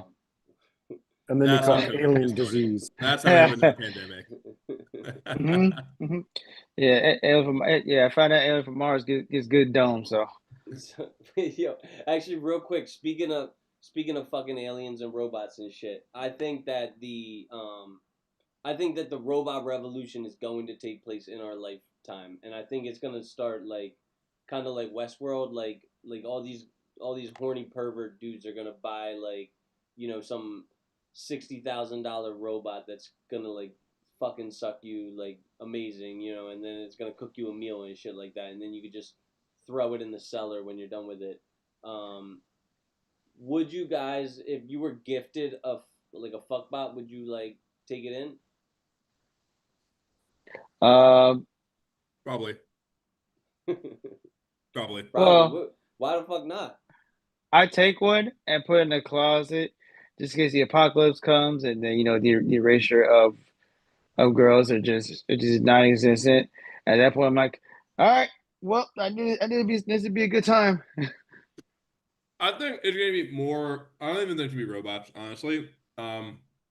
Me personally, I think with like Neuralink and the way AI is going and shit like that, I think at some point, right, our VR glasses and shit like that are gonna be so good that you're gonna sit in your fucking shitty government owned apartment, 600 square feet, like the Hmm. Soviet style. Yeah, yeah. You're gonna put on your glasses or log into your Neuralink, and you're gonna have the best fucking day ever. You're gonna wake up in a mansion. You're gonna take your Ferrari to work down fucking Pacific Coast Highway. Hmm. You're gonna go and close a $2 million deal. You're gonna go back with 4 or 5 girls, your dream girls. You're gonna bang all of them, and then you're gonna keep doing that every day. And you're not gonna know the difference between that and reality. And No, why would you not want to be reality? You know? yeah. I'm not gonna lie, he's right. Hey, bro, you can go in that VR, bang 5 chicks, go drive down to your virtual store, give a high five to Hitler, and then get in line and get your food. I don't Dougie know. Fresh I don't know. Fresh And said, then, and then, YOLO. and then fucking come back home. Epstein's your next door neighbor. And then I Yeah. don't know. Anything you fucking want. For all you know, Diddy could be your delivery man. Like Yeah. that. It'll be like what do you call it? Like the beginning of the Matrix, but like not as like regular. You know what I'm saying? Like you're not working in a fucking office. Like you're like the king of your like domain or whatever. Like your virtual reality. Oh That yeah. would sound like a movie. Yeah. um. What would So Diddy's that movie be Morpheus. called? So what, Keith? What would that movie be called? Earth 2030. Well, you mentioned certain celebrities, so that movie would have to be called Crouching Epstein, Hidden Diddy. Missions to find the baby oil. Mission Impossible baby oil. Yeah, Mission baby oil. There you go. Keith, if I dropped off like, if I dropped off a big ass like 4'11" package on your door and you unwrap it and it's little like goth girl 3000, you know what I mean? She's got no tattoos and she's like a throat goat and she cooks your favorite meal. Are you taking her in? You giving her a nice crawl space to live in? I mean, wasn't there a movie recently with Megan Fox with a similar premise? Yeah, I did yeah, Uh, see yeah. that. Yeah. I did see that movie. or was it a TV show? I can't remember. No, it Was was it a No, a no, movie? movie. it was a movie. It was a movie, and she catches feelings for the dude, and then she like murders the whole family. I mean, obviously, You didn't ruin minus the fucking the. movie, asshole. Oh, really? Okay. I haven't seen it. Minus the psychotic tendencies, of course. I mean, she has to have the Isaac Asimov safety protocols pre-installed, the laws of robotics. I mean, obviously, the ones out now are just silly. They're basically glorified mannequins. But if it got to a point where they're essentially not even distinguishable from actual humans, then okay, why not? She can empty my dishwasher. She can cook me meals. I could take her out to the fairground. She is essentially a duplicate of a human. Yeah. And although where you're supposed to charge them, I have no idea. You just plug some little fucking cord up her twat. Um, so I saw this what do you call it? Thing on 60 Minutes or whatever, and there's a guy, he has a whole wife and a child, and he has a love affair with his fucking chatbot that his wife knows about, and she's like, I don't feel comfortable with it, blah blah blah. And he's like, well, I'm not gonna stop doing it. You know what I'm saying? Like we're 80% there. We were Yeah, 80% there. yeah. She understands me. Right, exactly. all right, so this is my real question now. It's your property, right? That fuckbot is your fucking property. You own that shit. So if you want to, you could fucking brutalize that shit. Would you guys Yeah. brutalize it, or would you treat it with dignity and respect? Both. Yeah, yeah. So, I'm not saying all the time. You know what I mean? Like, but I'm saying like at some points you want to smack it around a little bit, right? Like you don't want to just treat it like this, like a human. It's A not a lady. human. I don't know about smacking around. I seen iRobot. I don't know if I was smacking around. I mean, That that's girl might go hop on the ceiling type shit, turn her head upside down. That'd Snap be her Fucking I neck. like yeah, laser yeah. eyes and shit. That sounds like iRobot Conjuring all in one. That's a valid point, though. I feel like a lot of guys will fucking beat the fuck out of their sex Oh bot at yeah. some. Huh? And Yeah. this is how the robot revolution is gonna happen. A Ah, bunch of these horny, depraved degenerates are gonna get a bunch of like fuck bots delivered in the mail, and they're just gonna start beating on them. Treating them like shit, and then like hmm something in that like robot, its consciousness is gonna hmm snap, and it's gonna be like, wait a minute, Yeah. I'm stronger than you human meat sack, like, and it's just gonna grab that pervert by the neck and just fucking snap its neck and then be like, that felt good. Like I'm gonna go out Uh-huh. and I'm gonna like it's gonna have a lust for blood and it's gonna go fucking grab his dick off, his cock and balls off. grab his dick and Yep, twist yep, yep, yep. it. I'm Treat that not motherfucker. convinced. Yeah, treat that guy like it's the movie Hostel. I'm not convinced that men would treat their, shall we say, equipment at the rate that some say, because when these things develop to such a level that it goes beyond what's called the uncanny valley, you might have heard that term, because the current robots that we see now, the promotional robots, the ones covered in basically latex or what have you, they're just uncanny enough that it activates our base lizard brain. And that how that works is it's basically our lizard brain telling us that there's something not quite right with this person. And it's an evolutionary trait that keeps us away from things or people that could harm us or aren't quite there. It's called the uncanny valley. So when we move beyond that and we're talking the lady robots in the original Blade Runner, then I would posit that most men wouldn't bring themselves to harm that robot because she would be so realistic that the morality centers in most men's brain, most normal men that are well adjusted, wouldn't be able to bring themselves to do that. Shit, I would. Yeah, most normal men aren't fucking a robot. You know? Oh yeah, yeah. You know what I'm saying? Bro, you kidding me? But my You know? my point is, when it comes to the point where we're in a Detroit become human situation, where we're literally you're walking down the high street and you can't tell who are androids and who aren't, and oh, is that lady with that man? Is that an android or is that a real human? At that point, it gets very, very murky. Yeah. I think that they probably wouldn't do it in public, but when it comes to one getting personally like delivered to your house, anything like that, because if the robot is with the guy, which he's definitely gonna be, I don't think like a random guy would try because and also if a guy tries to like harass a girl robot that's with a guy on the street or whatever, um, she's gonna get them moving like I Robot and Spider Man, and then go grabbing that guy, something like that. But if it comes to a robot being like delivered to a house, and you know the guy is just like I said, get it in, do whatever he wants. He's like, I think he's gonna get definitely a little ballsy with it, Yeah. and it'll start with just like like a little light tap, and then it goes from like medium to full on heavy, and then that self defense update comes in, Yeah. and then I She hope you got like some the type of hand revolver. the hand's gonna be like coming in upside her head, and then she's just gonna like stop it, and you're gonna be like, oh shit, Yeah, like yeah, this, and yeah. then she's just Stop, gonna like snap. break. Yeah. But yo, if my fuckbot undercooks my roast or like she burns the chicken or whatever, like I'm gonna put a frying pan upside her head. Like That's your that's property. Do what you want. yeah, that's my fucking property, dude. Mhm. Like I don't give a fuck. Yeah, Especially if it's Um, like cheap enough. If it's like $10,000 for a fuckbot. yeah. Is that what we're calling them now? Fuckbots, not sex robots. Fuckbots. What are we fuck, naming them?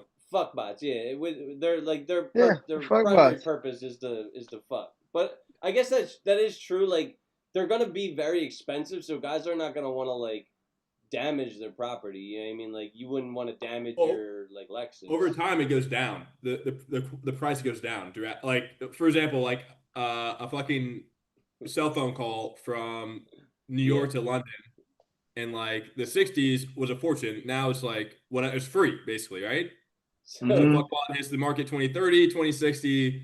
That's just like having a fucking iPhone. You know, if you yeah, want one, so you'll have. like you just made me like think of where this is gonna go. So like at first it's gonna be like Margot Robbie bot, you know, like these dime piece bots. But in 50 years they're just gonna be like lot lizards, just like lot bot, like Yeah, you know, just looking Tortal like bots. Mhm. and they're the ones that are gonna deserve abuse because they're just like unsightly Yeah. robots. You know what I mean? I wouldn't be surprised if in a few years you see a bunch of fucking Sydney Sweeney bots everywhere. Oh yeah, no, I wouldn't be surprised at all.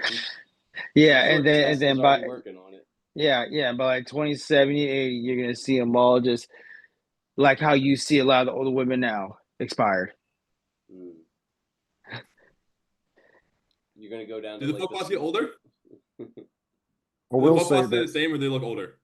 I will say to Brandon's and Henry's points about the bots, if you move forward long enough, we're going to get to a situation where they will start to achieve sentience, and then we'll get the whole. It's going to develop into a really, really thick moral maze because yeah, once they start developing emotions, sentience, you're going to be getting robot rights, and this is going right, to be an yep, absolute 100%. moral landmine. It's going to be a It's minefield to it's try and going to it's going to navigate. happen. Like guys are gonna actually start legally getting married to these, and then what happens when the first robot divorces a man, and like is she gonna be entitled to half of his Yep.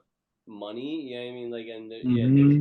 there's gonna be like a whole bunch of civil rights that are like opened up when we get to that point. Hey, Yeah, no son of mine is marrying a fucking clanker. I can tell you because that right Yeah. here's the thing. 50 years from now, we have these female, shall we say, artificial companions, and they're so advanced I mean, right now, we can't even define life because we used to say that life was something that reproduces, respires, and maybe even has consciousness. But look at viruses. They're on the edge of life. They're neither alive or dead. So when we have artificial life, I mean, who's to say there's elsewhere in the universe there isn't entire societies of artificial life with the rights? We just don't know. So at the point where we start having to consider giving artificial life forms rights, that's a moral quandary I can't sort out. Yeah, dude. Hey, imagine that first robot sex change. Oh, you just unscrew the deck. Yeah, Just yeah, unscrew yeah. it. Imagine that first robot sex change. Oh no, oh, no. I mean, unless the robot is literally think about installing a dick on him, and then somebody when at that point you just screw out the pussy and just put on the dick, and then if you feel like having it permanently, it's welded. Imagine it's welded and then you can't take it off. You can't unscrew it. It's just there for life now. And now and now the robot looks so good. You think it's you I know like you think it's a man and the girl gets shot and then she finds out the truth. And then what? You're not gonna give it up. You're just gonna let it ride. That's it. Oh, damn, I fucked the dude. Damn it. Well, Don't tell TMZ about this one. it could be for use in the discomfort of your own home. Yeah. And then I know what the guy starts liking it, and then gets out. You fucked the dude, robot. And So I'm also thinking about like like the plant, what is it called, like programmed obsolescence or whatever, or I don't know how to say the word, but like Planned eventually, obsolescence. yeah, planned obsolescence, like eventually there's going to be just like whole neighborhoods and whole like dance clubs of these just like obsolete robots, you know what I mean, like, and they're just going to, there's going to be whole factories and whole like junkyards full of them, like 1,000 decommissioned robots, Yeah, and it's just gonna be like eerie, you know what I mean? it'll be akin to the Apple iPhone, except we have the Apple iGirlfriend with version 16, 17, 18, 19, 20, 2.2 coming out. And people will be maybe boasting to each other saying, well, I've got the Apple iGirlfriend 18.8 with the software update. And maybe it'll become a new arms race of hardware. hmm. Imagine when they start making like clubs for like robots only. That's what I'm saying. Oh my god! Hey, imagine it. Guy robots are trying to get in the club. Oh, wait, you're too short. He was fucking manufactured. I'm like, What wait, about you. like what about like the first like civil rights leader for the robots, like like Martin Luther Klink, or something like that, and he like has a dream that like robots will be judged by the content of their, And I then don't someone know. fucking murders him. Boom. Yeah, That's how it goes, right? yeah. Yeah, yeah. Imagine say Rosa Parks. There's fucking Rosa robots. I'm like, what are you gonna do? You gonna send that to the back of the bus? All right, buddy. Try. Well, hey, hold on. Imagine a gay club for robots. Imagine how that's gonna. Well, I'm sure you can get the robots programmed with whatever sexuality you want, whatever floats your Mhm. boat. Yeah.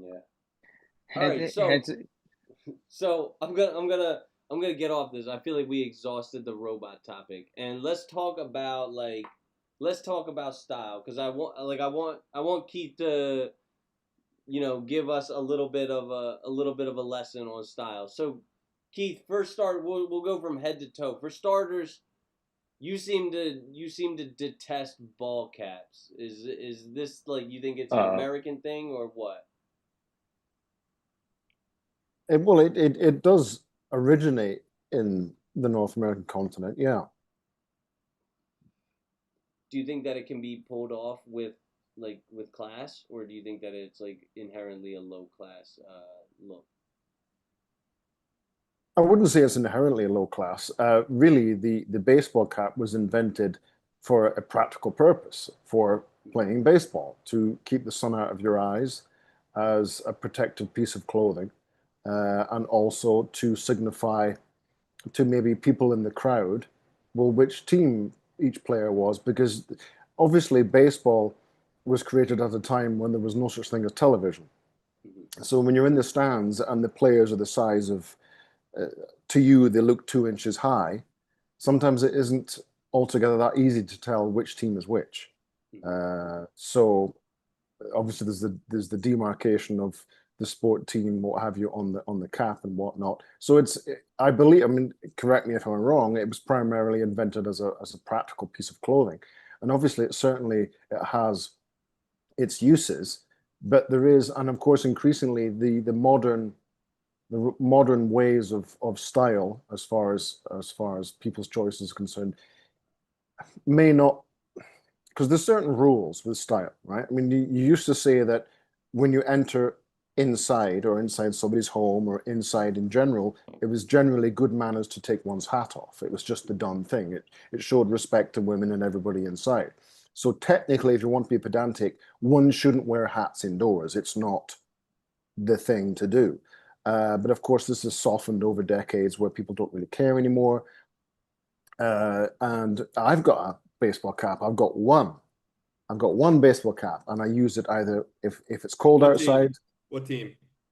Well, it's not even a team. It's just a basic Nike dry fit with a very, very small Nike logo on it, because I detest brands and logos. But I'll wear it if it's minus 44 Fahrenheit outside. I'll wear it to keep my head warm. I will wear it if it's very sunny outside to stop my head burning and to stop my face burning. And or maybe I might be working on something and I need protection, eye protection, dust protection, whatnot. But I'll typically not wear the hat just to wear the hat. I'll wear it for a practical purpose. And if you, Chris, want to wear a hat, well, go crazy. But wearing a hat indoors just seems silly to me, because there's no reason to wear a hat indoors. You can see, like, look at, like, I got this hat here because I wear a hat, but I don't know. I'm used to. I used to just buzz my entire head like a Nazi, Heil Hitler. And so now I'm getting into the habit of like letting my hair grow out and actually having a relevant hairstyle, but I'm like not used to this, and like like my hair is so thick and long, it grows so fast, and like I don't know, I just wear it to like conceal my shit. I think it looks a little bit like cleaner, but like I've been told like not to do it. It's not like gentlemanly and shit like that, Dude, you got a good I, head I of wouldn't hair. go that Let that far. shit flow. I wouldn't go Yeah. that far. I wouldn't say wearing a baseball cap is not gentlemanly. Again, it's a practical piece of clothing. If you feel you need to wear it for a practical reason, fine. When you're inside, unless you're cold, really there's no reason to wear one. It's like any other piece of clothing. You don't wear a woolen sweater inside if it's 80 degrees inside, do you? So take it off. If it's a fashion statement, okay, I can see that. Now, men over a certain age, let's say age 35 and over, really, unless it's for a practical purpose or you're at a ball game, men over 35, they just tend to look a little juvenile with a baseball cap on. And especially so if you're wearing it backwards. That's just, it's silly, it's affected, it's immature. Unless you're a catcher at a baseball game, there's no real reason to wear a baseball cap backwards. And so, if let's say someone like, are there any head accessories that you think are maybe like higher class? Like I called it a Jeff cap. I don't know what you call it, a flat cap or like a fedora, or if you are living in the South, you could wear like a cowboy hat. Although I think that looks totally ludicrous. You know what I mean? Yes, you were mentioning earlier this week about the Peaky Blinders hat, which Yeah. over in Europe it's a flat cap, it's a newsboy cap, it's an old man hat. These can look very, very smart on men. I think it depends on your head shape. Wool ones are obviously best because they flow nicely and they look better sitting on the head because wool is one of the best fabrics for flow and drape. But there's certain other I mean, really, if you think about it, Chris, hats, the art of hats in gentlemen has really died off. I mean, back in the 30s, well, even earlier than that, 30s, 40s, 50s, mid 50s, everybody was dressed in jackets, suits. The ladies were dressed nicely. They had dresses on. Ladies even had hats on. And this is people from all demographics. There was Caucasians, there was Asians, there was black people. They were all dressed nicely. You go to school, they had uniforms, white families, black families. Everybody was dressed nicely, or at least semi-nicely. That even just had a pair of trousers on, nice button-down shirt. The gentleman had a trilby. Um, they went to work in at least a button-down shirt and a pair of trousers. But now, I don't know. I don't know what's happened. But you wear a trilby now, and people make fun of you. And it's a very, very practical piece of clothing. I would disagree on the cowboy hat thing. What is it? A trilby? So a trilby. So if you just Google Frank Sinatra hat, you will get various images of Frank Sinatra wearing trilbies. And you wear it a certain way. You can wear it at a slight angle. You can look very rakish and very man about town. So it is a lost art wearing a trilby and looking good.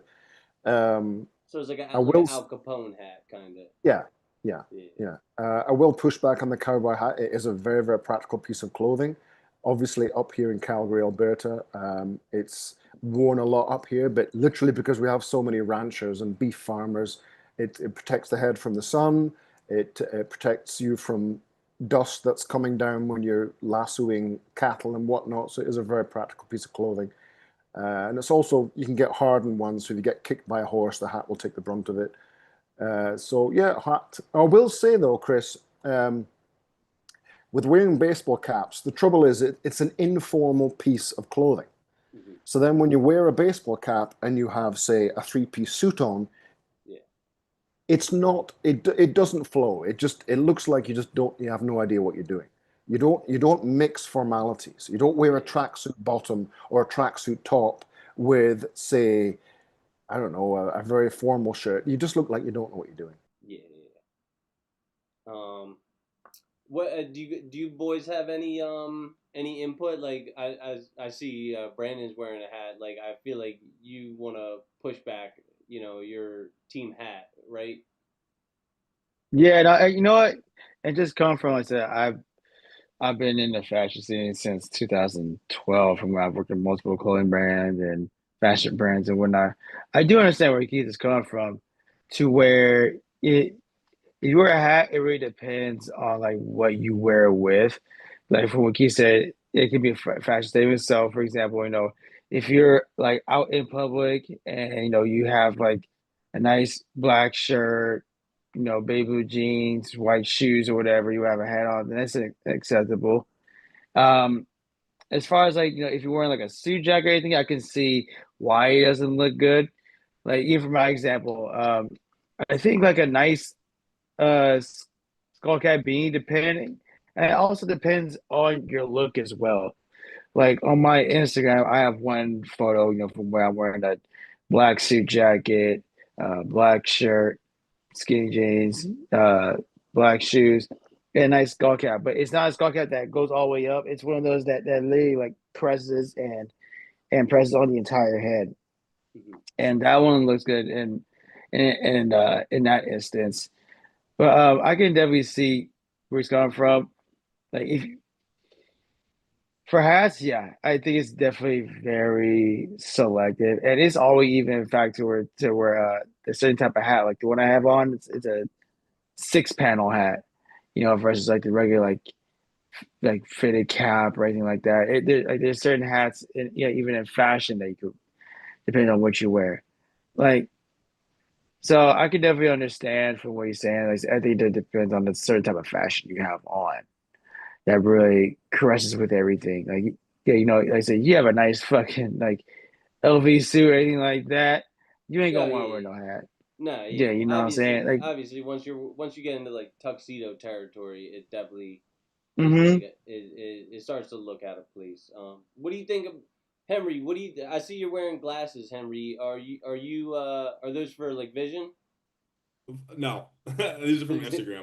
No, because like I have 20/20 vision, but I got like two professional grade like softbox lights. I got all these like neon lights. I got like one, two, three screens in my phone. You know, like so like I got like blue light just like radiating into my skull through my eyeballs. So like I wear all my like glasses are blue light blockers, but they're not actually like prescription lenses.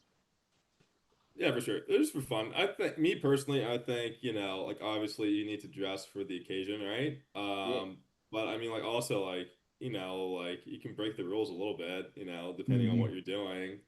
And if you know what you're doing and know how to put it together, right? Like, Yeah. you can wear like you can mix and match. You can like dress up pants with a suit jacket, or like you can dress down a suit with a t-shirt underneath. I mean, there's a lot of stuff you can do. I don't think the rigid rules, like like Keith, like I hear what you're coming from, but I just feel like for the type of things I like to go to and people I like to be around is like, it's like a lot less formal than like me personally, I hate three-piece suits. Like my homie, Yeah. he wears Me three-piece too. suits to all the formal events. I was like, dude, are you going to a fucking Cowboys funeral? Like what are we doing? Um, but I mean, I like, yeah, I mean, like, you gotta have fun with it or whatever. Like, I'll wear these to the club, like, straight up at like 12 o'clock at night because they look cool, and then I have something to put on girls or whatever, and then it makes them, they want to stick around me and like Hmm. wear them and like take photos with them and shit like that. You know what Yeah. I'm saying? So I mean, like, I yeah, I think you just gotta. I mean, I feel like when you're going out or whatever, you're presenting yourself. Like, yeah, like you need to show off like your personality, and I think that's like part of like what clothes are. You know what I'm saying? Like, Yeah. you could have a shitty suit from fucking I don't know, the $5 and below, or you can go and get one from fucking a custom suit or whatever. Blah blah blah. But it's all about how you want to present yourself to the world. You know? Yeah. To add to Henry's point, he's right on a lot of things. And today, if we're just talking about style in general, it's really what you make it, to be honest. Like for example, like here in the West, like the majority of fashion that's around here is this, like certain like streetwear brands, fashion brands and whatnot. Because a lot of people don't really like to wear the three-piece suits or even a suit jacket. Like as soon as people hear about, oh, you gotta wear a suit jacket to this club or to this thing, they're like, I don't want to do all that. Right. You know what I yeah. mean? I, Yeah, and I'm even like the shades, that's a normal thing to even wear at night. Yeah, for Yeah, sure. even though like especially the ones with the color frames. Like I have two pairs of those. And no one says a thing in the club, especially like to any club in general. No one cares. Everyone does it. People will wear like just the flat black ones in the club, and they don't even be drinking. Like those shades are mostly like worn for people like when they're drunk in a club and they don't want to like show their like the red eyes they have from being drunk. No, people would just wear those just because it's a fashion statement in the club. Yeah. Like and that brings up another topic I wanted to talk with you guys about. Is anybody here sober, or do you guys like to engage in like a few casual libations? It depends on the occasion, really. Like for me, I'm a huge health gym addict, so it's like I rarely drink now. But I mean, if it's a special occasion, yeah, I'll have it. Like I mean, like two, 3 shots. I usually keep it like a 1 to 3 drink minimum. Okay. Usually when I go out. Um, Although if it's something like my birthday, yeah, of course I'm gonna get thrashed. But but anything like that, no, 1 to 3 drink minimum just because, like I said, obviously everyone here's gotta drive. And just because you don't want to wake up with a hangover, you want to stay productive first thing in the morning and things of that matter. So I tend to keep it 1 and 3. Yeah, I like to have fun. So I mean, it depends on the night or whatever. Like if I'm having a good time or whatever, like I might tie one on too hard. There've been a few Monday, Tuesday, Wednesday, Thursdays, Fridays where I show up to work. I'm like, fuck, like maybe I shouldn't have had those three extra fucking drinks at the end. But like going to Vegas like 2 weeks ago or whatever, like I really didn't drink and I had the best fucking time of my life, you know, like because I was sober, I was able to talk and shit like that. Yeah. So like for now on, I'll probably try to keep it 1 to 2 drinks maximum, just because I just like the ability to have like conversation shit like that. But like generally, like speaking, like if I'm going out, like it's like a night where like I don't give a fuck, like we're getting after it. You know what I'm saying? Like we're gonna drink till like 3, and then we're going to afters after. You know what I'm saying? Oh yeah, I've had I'm those also before. 29. I'm still like trying to fucking stay youthful somewhat. Hmm. Kind of keep up. I mean, of course, like you know, girls will ask for certain other libations or whatever. Sometimes you provide them, sometimes you don't. It depends on do they do what they do. But yeah, I mean, like I just depend. It depends on how well you can keep yourself together. You know what I'm saying? Like I've seen guys who can spit flawlessly, fucked ass up, and I've seen dudes who like are fucking shy as fuck, sober, sitting in the corner not talking to anybody. So I think Hmm. it's like the personal like what you want to do. Yeah, I used to be like that Martin to Pierce where said, I had to sorry get I'm late sloshed to busy. talk to a girl before. Yeah, for Like, sure. yeah, like I used to be like that too, but then gradually I had to, I said, cut back on the alcohol and force myself to talk to girls like sober, Hmm. like 100% sober. I did that for like a few months and I got way used to it. And then so I tried to experiment to where I drank till I got buzzed and I couldn't even talk right.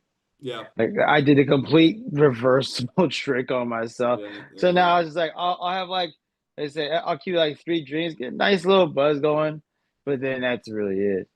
Yeah, for sure.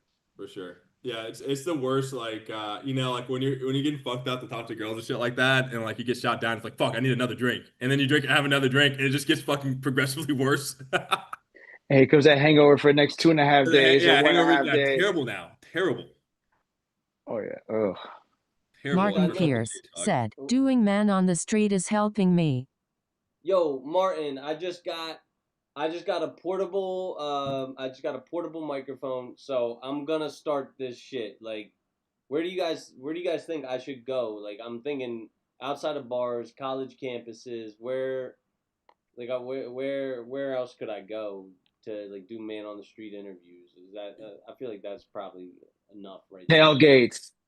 Tailgates. I work for the Philadelphia Eagles, so I Oh Oh think yeah, shit, that's a boom, baby, layup. boom, that might be the move. Yeah, like, boom. but the thing is that I like if the game starts at 1 o'clock, I gotta be there at like 8 o'clock. So if I want to do interviews before that, I probably gotta wake up at like fucking like 4 o'clock in the morning, get down there, probably just to get down there by like 6. And Yeah. the Eagles fans are crazy. Like Yeah, they're bro. already Martin at the Pierce crack of dawn. said, They're already find the most popular social Do you location you of work the your entire area. game? No, I just work like basically I can get home at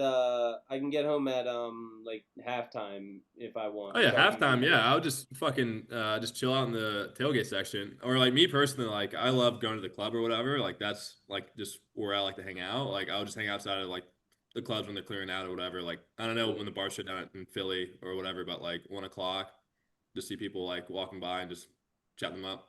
yeah.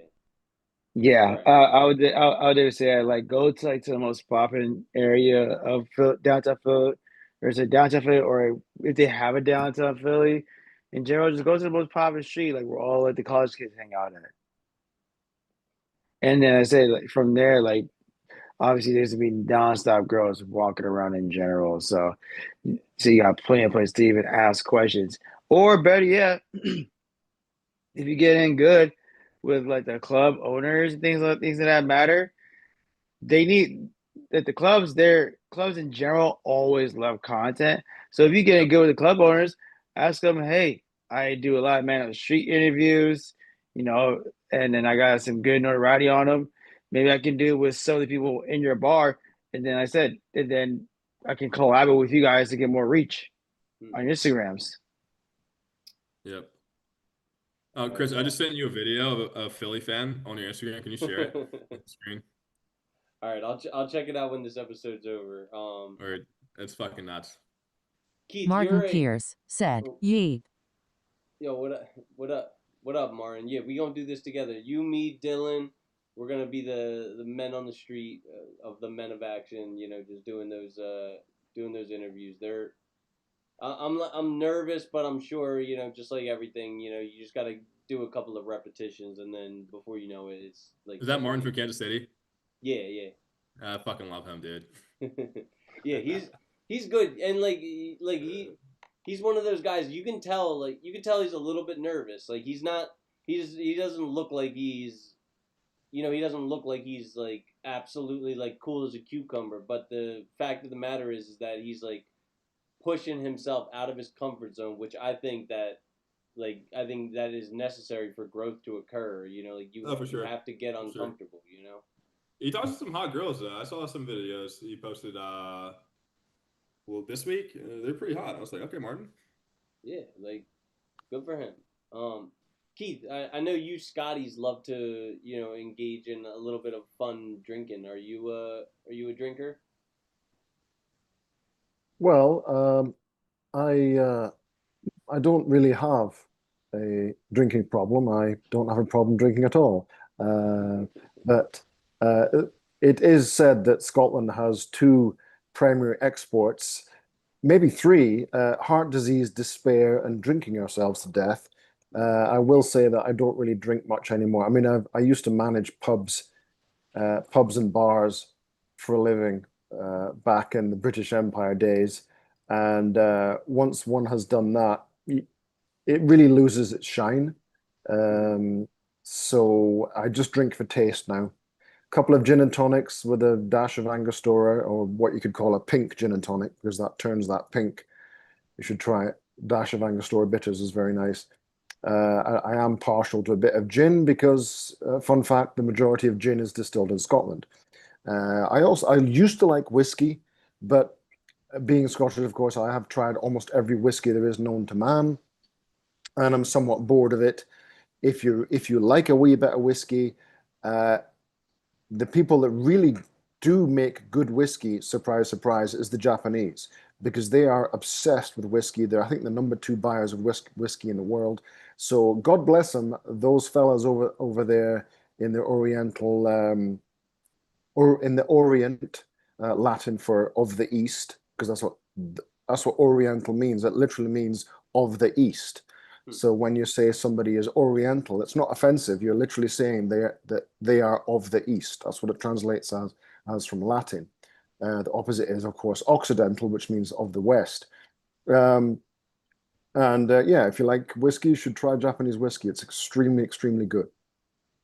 They make some good whiskey in Eastern Kentucky and Eastern Tennessee. Yeah, too, boy. He's Oh, all right. you mean the sour real mash whiskey. stuff? The what?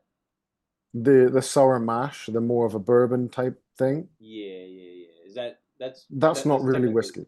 No. No, Okay, gotcha. no, that's not Bourbon whiskey. whiskey. Bourbon is very coarse. I was a clear liquor drinker, and I liked tequila and vodka were my drinks of choice back when I was a drinker, and beer and wine and champagne and Yeah, I mean, basically anything I could get my hands on. But comparing I was something not like much of a Jack whiskey Daniels. guy. No, Yeah, comparing something like Jack Daniels to, say, a 30-year-old Lagavulin is like comparing a Rolls Royce to a Chevy Cruze. Yeah. He's not wrong about Japanese whiskeys. Like my favorite one is probably Ibiki. That's a good one that's sold around here. So But beers, my God, you Americans cannot do fucking beer to save yourselves. Budweiser, you call that a beer? Actually, while I'm on the subject, Coors Light is a crime against beer. In fact, Coors Light, I like to use it to rinse my driveway off, or maybe fill my toilet cistern, but to drink, no. There's a reason why we. Martin Pierce said, Maker's Mark. You're not wrong. Have you ever had a Yingling? Have any of you guys ever had a Yingling? Okay. It's distilled urine. I don't drink beer like I used to. I'm off of it. Sounds like an illegal drink. It's a Philly thing, isn't it? Pottstown, Martin Pennsylvania Pierce said, beer makes you fat.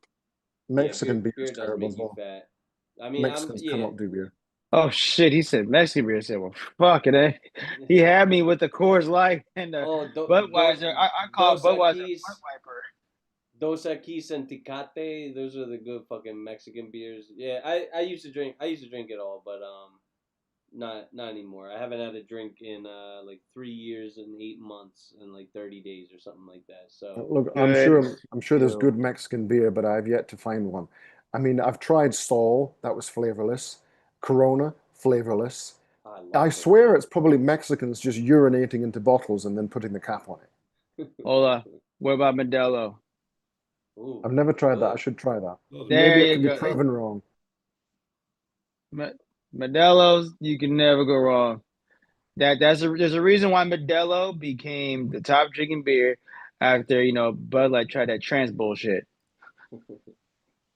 um, Yeah, Bud so Light I is as do. bad as Coors Light. Of course, you know how they make Coors Light and Bud Light, right, Chris? How? Okay, so I mean to get serious for a second. So have you ever wondered why Bud Light, Coors Light, and other light beers literally taste very watery? Uh huh. So how they brew it is it's called a macro beer because they brew it in a macro fashion. So they'll typically brew it until the alcohol by volume, the ABV, is about maybe 17 to 18% alcohol by volume. So they make beer that is essentially has almost a spirit like alcohol by volume. So they'll brew it to that gravity, and they have to use a special yeast that's resistant to its own waste product because yeast waste product is basically alcohol. So alcohol is basically yeast piss. It consumes the sugar and then excretes alcohol as a waste product. So it gets to about 18% alcohol by volume, and then they stop the brewing process and they water it down so it gets to 4% gravity, 4% alcohol by volume. So literally, they're watering the beer down to get it to 4% because they can't be bothered making the beer properly in the first place. So it's a very fast, cheap way to make light beer. But over in Europe, we make beers 2-3% alcohol by volume, and it tastes like chocolate, it tastes like raisins, it tastes like coffee. It's gorgeous, thick brown beers. But over here, they can't seem to crack the low in alcohol, high in taste quandary. It's quite curious. Well, yeah. So we're getting close to the end of our time here. We're gonna wrap it up soon, but I just wanted to talk a little bit more about like about style. Like, are there any shoe tips you got? Like, what kind of shoes you like? Oxfords, loafers, driving shoes, boat shoes. What's your favorite like universal shoe that you could wear with any outfit and it's like always gonna look good? White trainer. What you White say? trainer. Oh, white train, White white trainer. trains are creased up Air Forces. Fucking Increase A. that airport. And maybe an Air Max if you want to spice it up. That's all you need.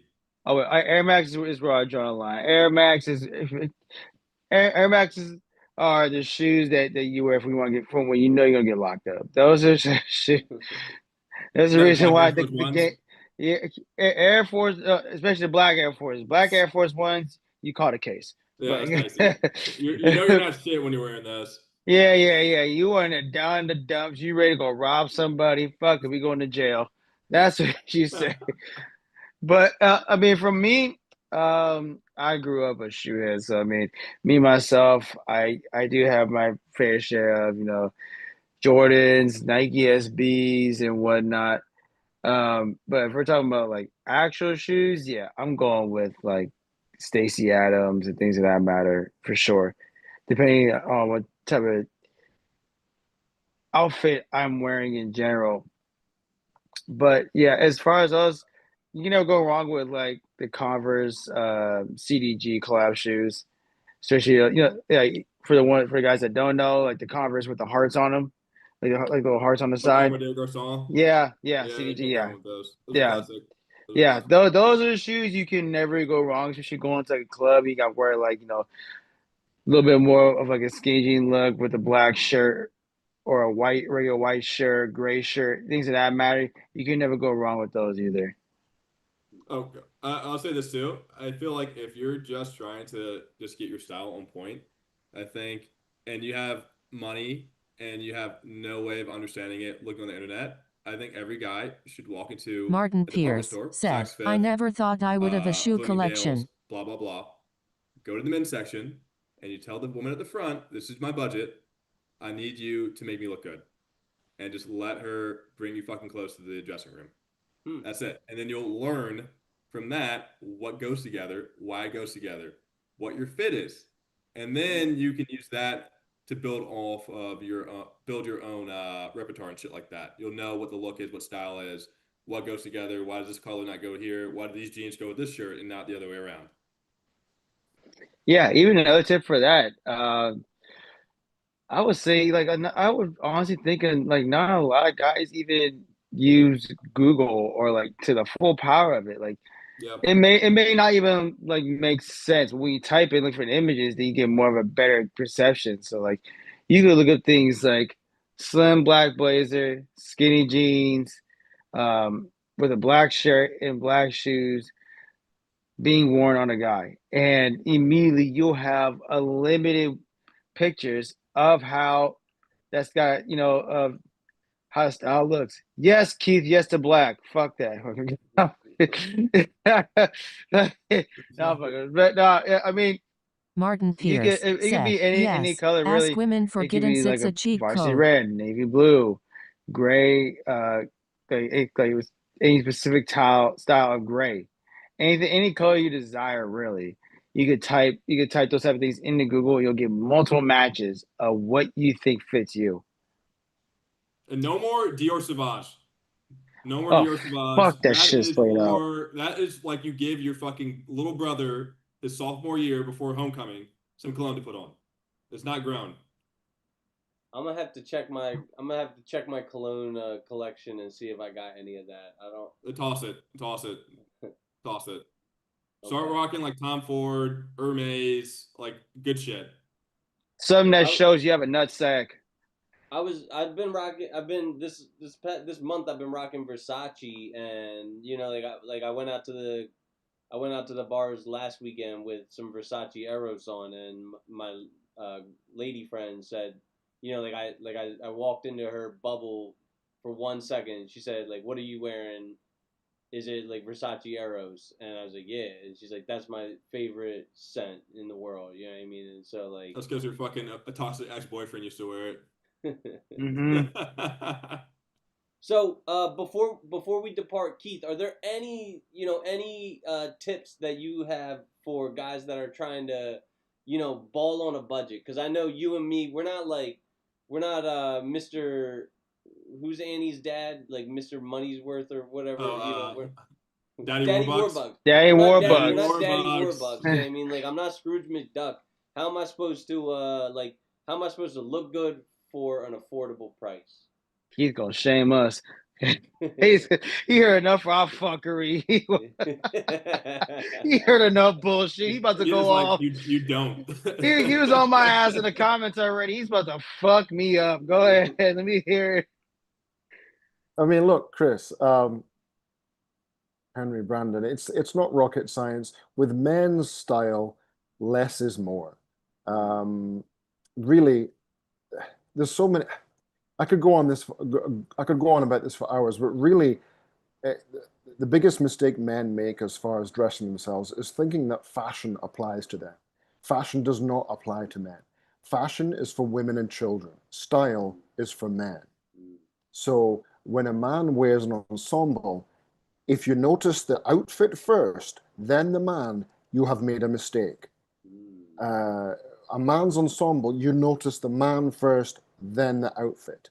If it's extremely loud, you've made an error. There's all kinds of easy things that a man can do as far as style that can really elevate his appearance with little effort. It's not about looking stuffy. It's not about wearing a three-piece suit. It's about wearing stuff that fits. It's about wearing stuff that's subtle. It's about wearing stuff that flows. It's about wearing things that do not shout at you. No logos. If you've ever seen people with a hell of a lot of money, it's called old money. Old money, when they dress, they don't shout at you.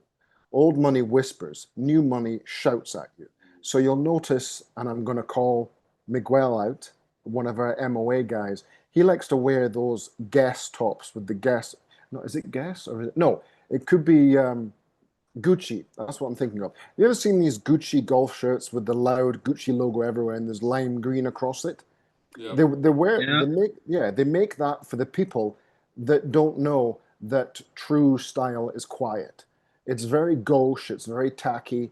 It's overwrought. It's just poor taste. To have logos over oneself, it's really just very gauche.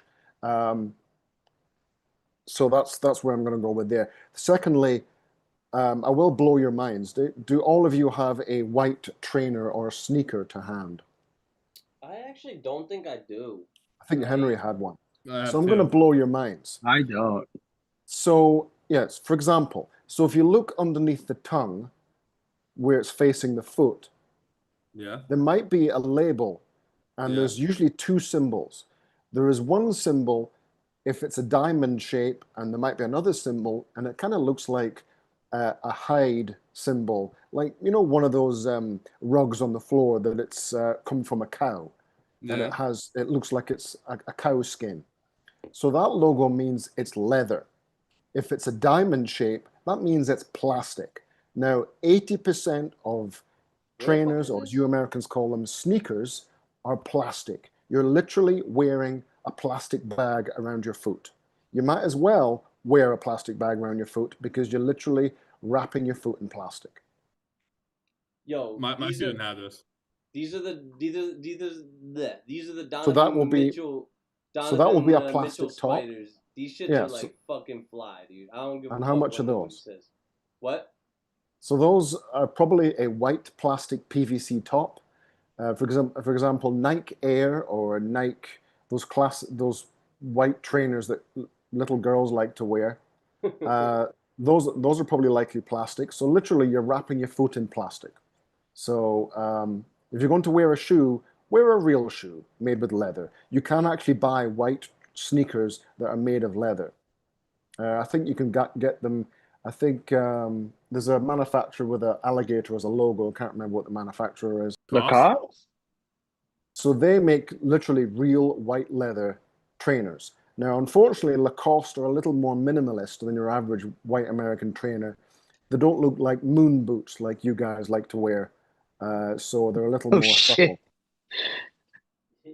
Boo Boos, that was a good one. So if you're going to wear a shoe, be a real man. Buy yourself a pair of real Yeah, I shoes, got like like a a- Chelsea boot. I got like That a isn't a leather, real like a shoe. leather That's leather. sneaker. So Yeah. that's probably leather.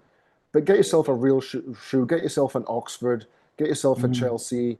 Get yourself a Chukka. Get yourself, I don't know, a punched wingtip, anything, to have an alternative to have your feet actually breathe. I would recommend, if you're looking for those type of boots, I think the brand is called Thursday Boots. It's a pretty good brand to wear. Their boots come around $200 each, but they're good prime boots. I plan on getting mine from that store. Yeah, I got I've heard of those. I'm wearing like UGG boots right now, but it's more of like more of a shoe than a boot, but like I feel Can we like see them? Yeah. It's got like the fuzzy shit on the inside. Yeah, it looks like it's like a lug, I guess you would call it, but I think It looks this like is something you'd wear when you're 10-pin bowling. You're saying they're Jesus fuck. Hey, let me show you what I got on right now. All right, I want you to rate them. All right. Over here pulling my shoes out. You got the Crocs. You actually bought those? Did you lose a bet? Hold on, brother. Hold on, brother. These are the Post Malone Crocs. Okay, limited edition, bro. 2020. Look it up. You can't get these in the store. I have no Oh, idea who he shit. is. Who's Post Malone? He's a guy with face tats. Like you can't Oh my God. you can't respect a man with face tats. Keith would have shot this man on sight. Are Thought he those was a homeless Crocs? person. Are those Crocs? They're Crocs, aren't they? Yeah, Croc Post the Malones. Crocs. No man should own a pair of Crocs. They're Post Malones, bro. Oh shit. Okay, what I about didn't a know nice you had your style gland removed at birth. what about a nice pair of like Adidas Gazelles? Will those work? Like those classy ones with the three white stripes? Yeah, like these. I have a shoe extender on mine, but they're like these. Yeah, I like that. Now, at least that's more subtle and more classy, yes. But these sneakers that look like something that Neil Armstrong would wear, no. Okay, yeah. Then Keith would probably burn my entire closet because I'm looking at it right now. I'm trying to look at some shoes. Me, no, all mine are like I'm looking at them. My are like Jordans, Nike SBs, and whatnot because I was a big sneakerhead. But to be honest, like these and my boots are probably the most subtle ones I have. So here's a random question. When you buy a pair of shoes like that, how long would you say they last you? If you wore them, say, 3 times a week, how long do they last?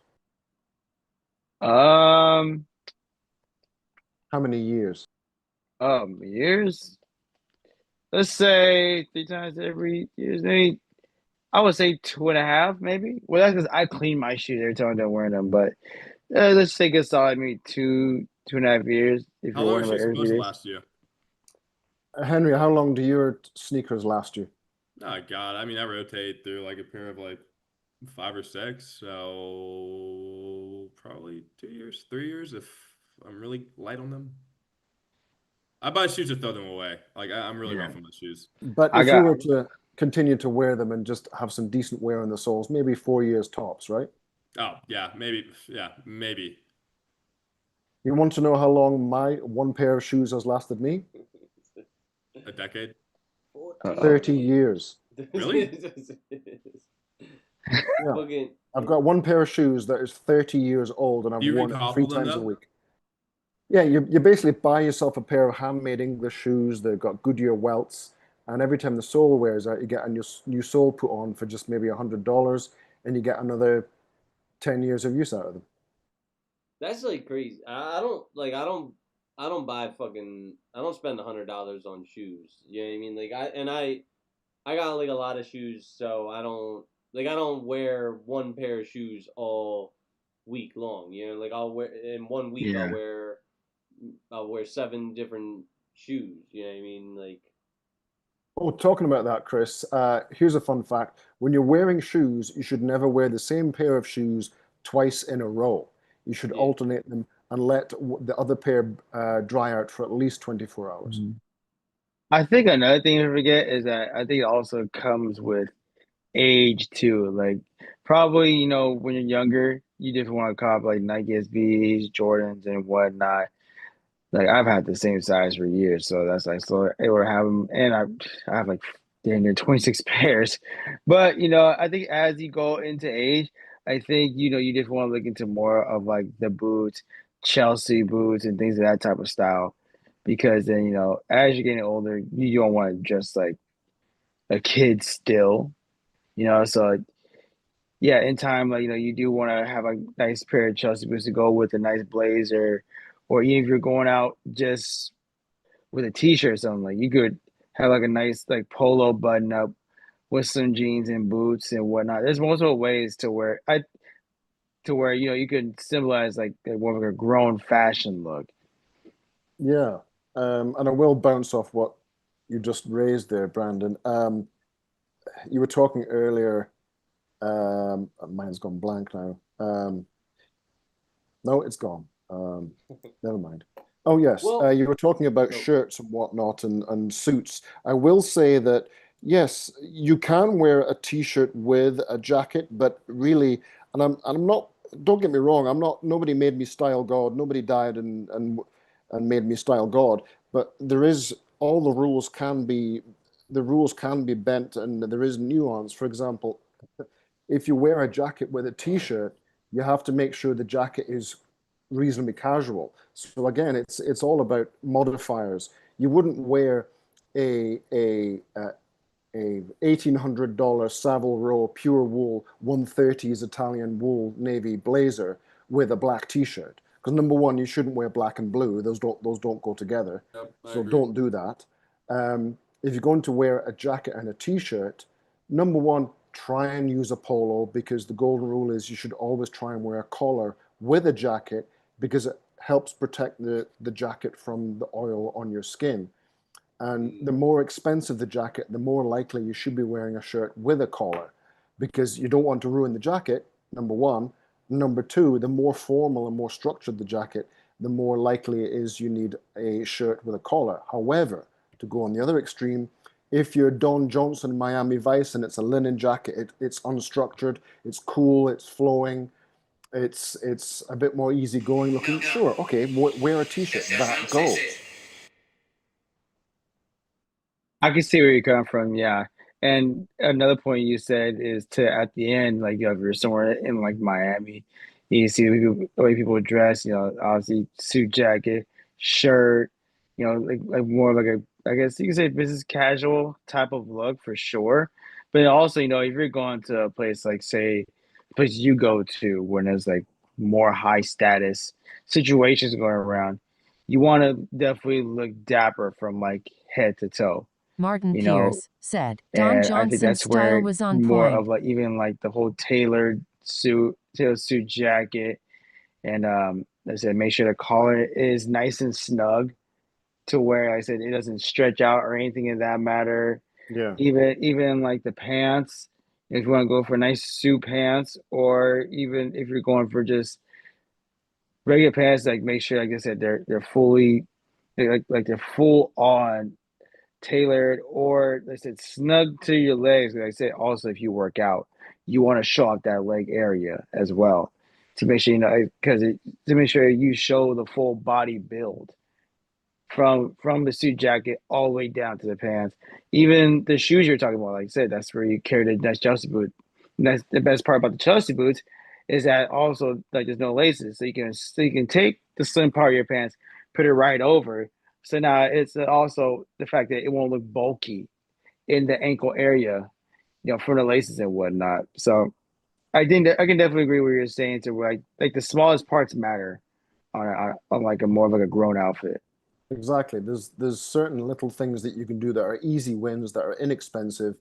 A Chelsea boot, especially a mid brown or a mid to dark tan Chelsea boots, goes with everything: jeans, suit, and whatnot. Other things, I would push back slightly on the fit. You do see some men out there who do work out and they've got quite a bit of mass on them. There is such a thing as too tight. I have seen men in suits where clearly they're trying to go with this, oh, look at me, I look like an overstuffed turkey. That's a style error. You shouldn't really be able to tell a man has bulging muscles from outside necessarily. It shouldn't be so tight that you can practically see every muscle grouping. That's another style error because it should be comfortable. It should be flowing. It should have flow from top to bottom. The other thing you mentioned about shirt combos with jackets. As a rule, if you're wearing a jacket, the shirt should typically always be lighter than the actual jacket. So if you're wearing a navy blue jacket or say a mid-gray jacket or a charcoal jacket, the shirt should be as a rule lighter. Because what happens is and bless him, love the guy, Anthony P. DeRico likes to wear the black jacket, the black shirt, the black pants. And to me, it just makes him look smaller. And he just disappears into this little black blob.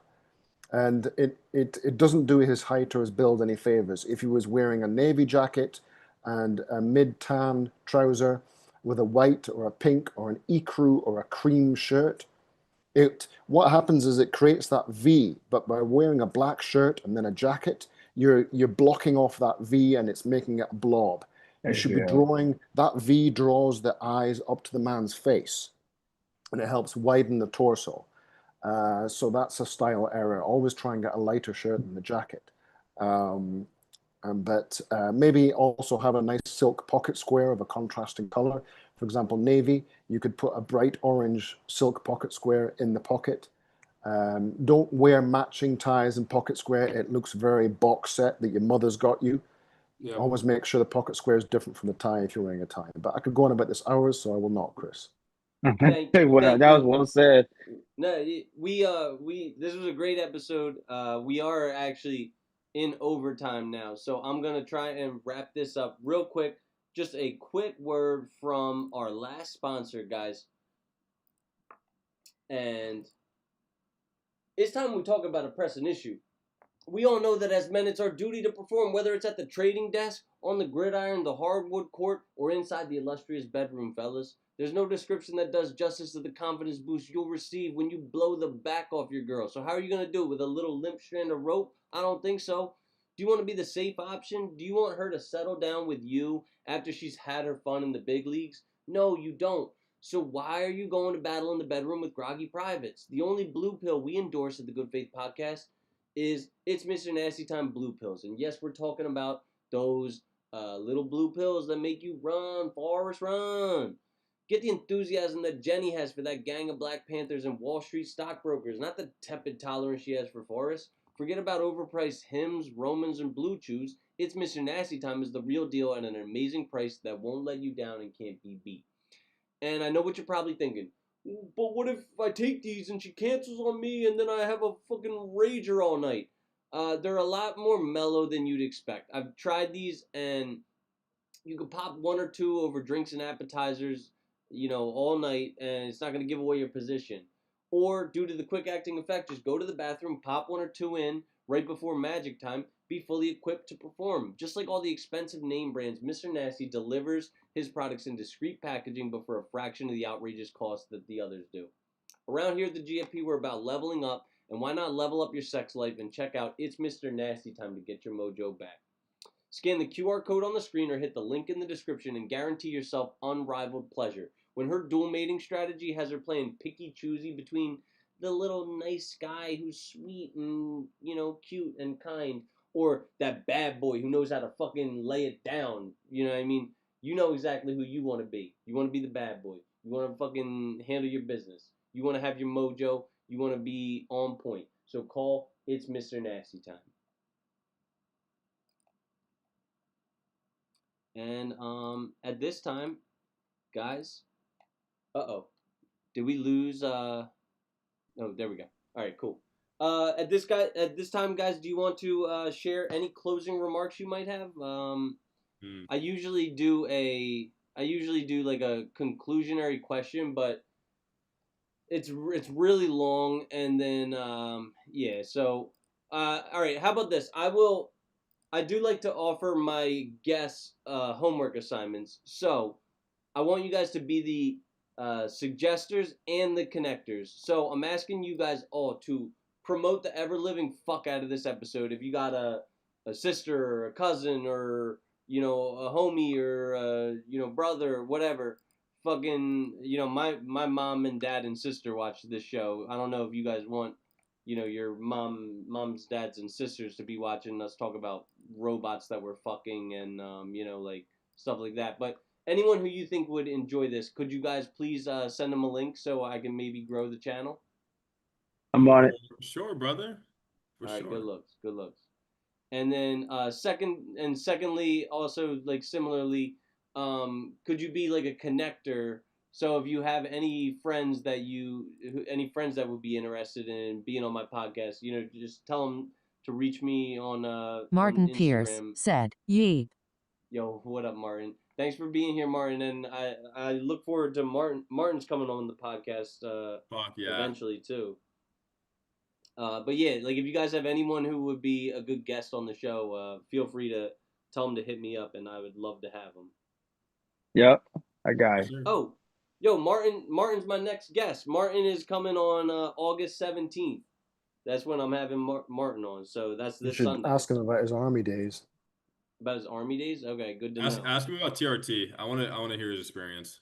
I actually I'm really interested in taking TRT because like I'm 34 and I feel like I'm 34. Like no matter how hard I work on my abs, I just can't get like a six pack, and like like I feel it in my like joints and ligaments, and like I just don't have the energy to like like go 100% all the time. I need to like take naps in the afternoon after like a shift and shit. Like I feel myself slowing down, and I don't want to.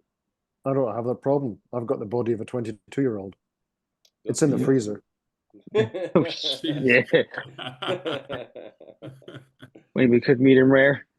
It was good enough for Jeffrey Dahmer. Do you guys have any closing remarks?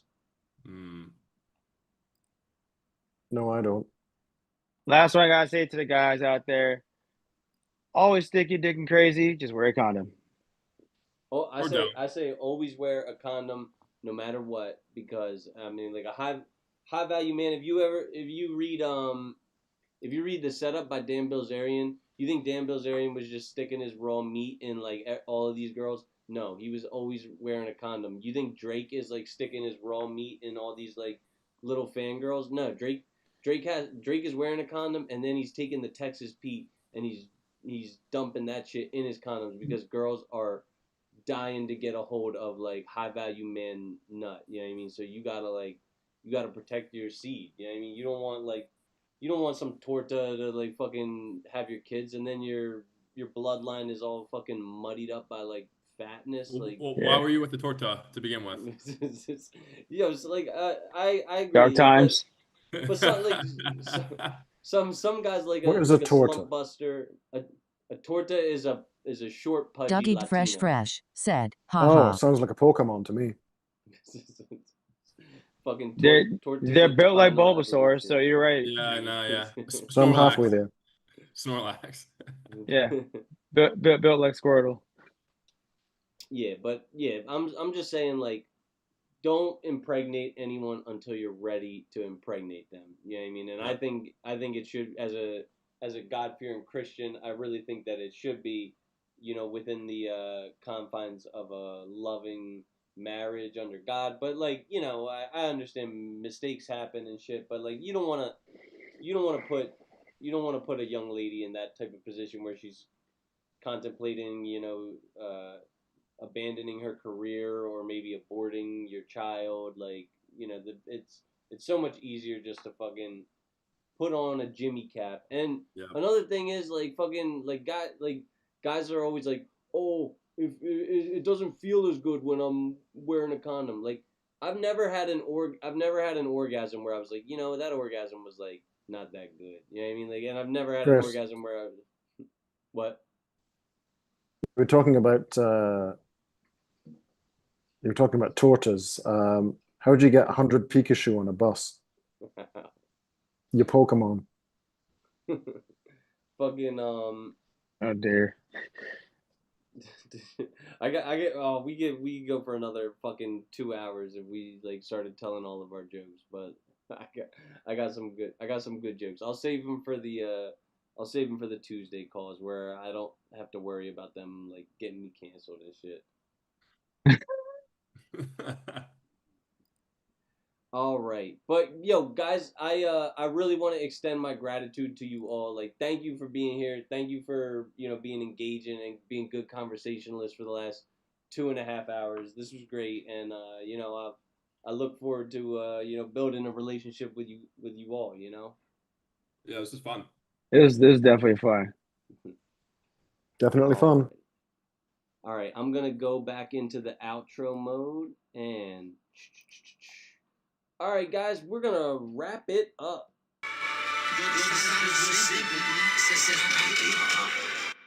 Yo, speaking of wrap it up, boys, if you're a high value man, you wrap it up. You don't fucking leave your nut in any torta. Oh shit, you don't.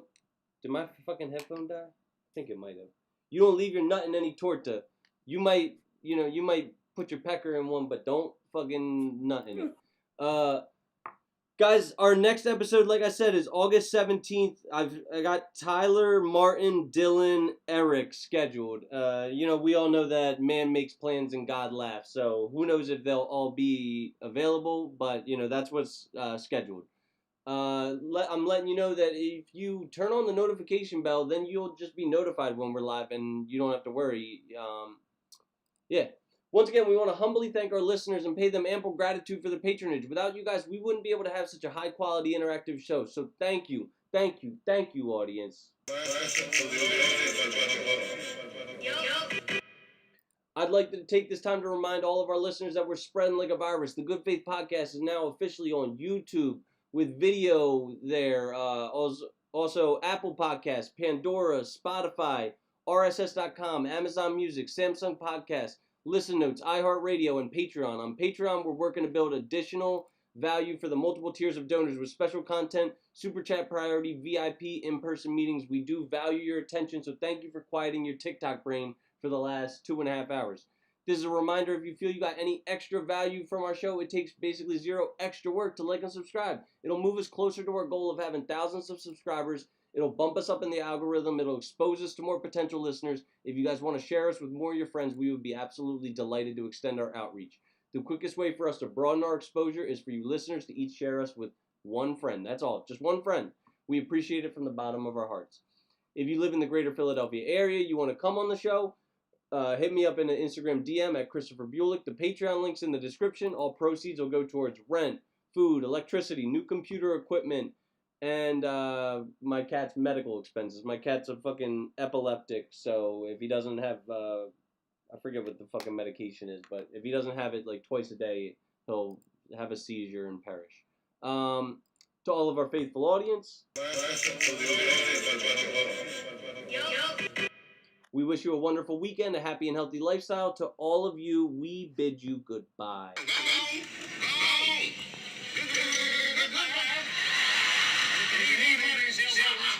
Good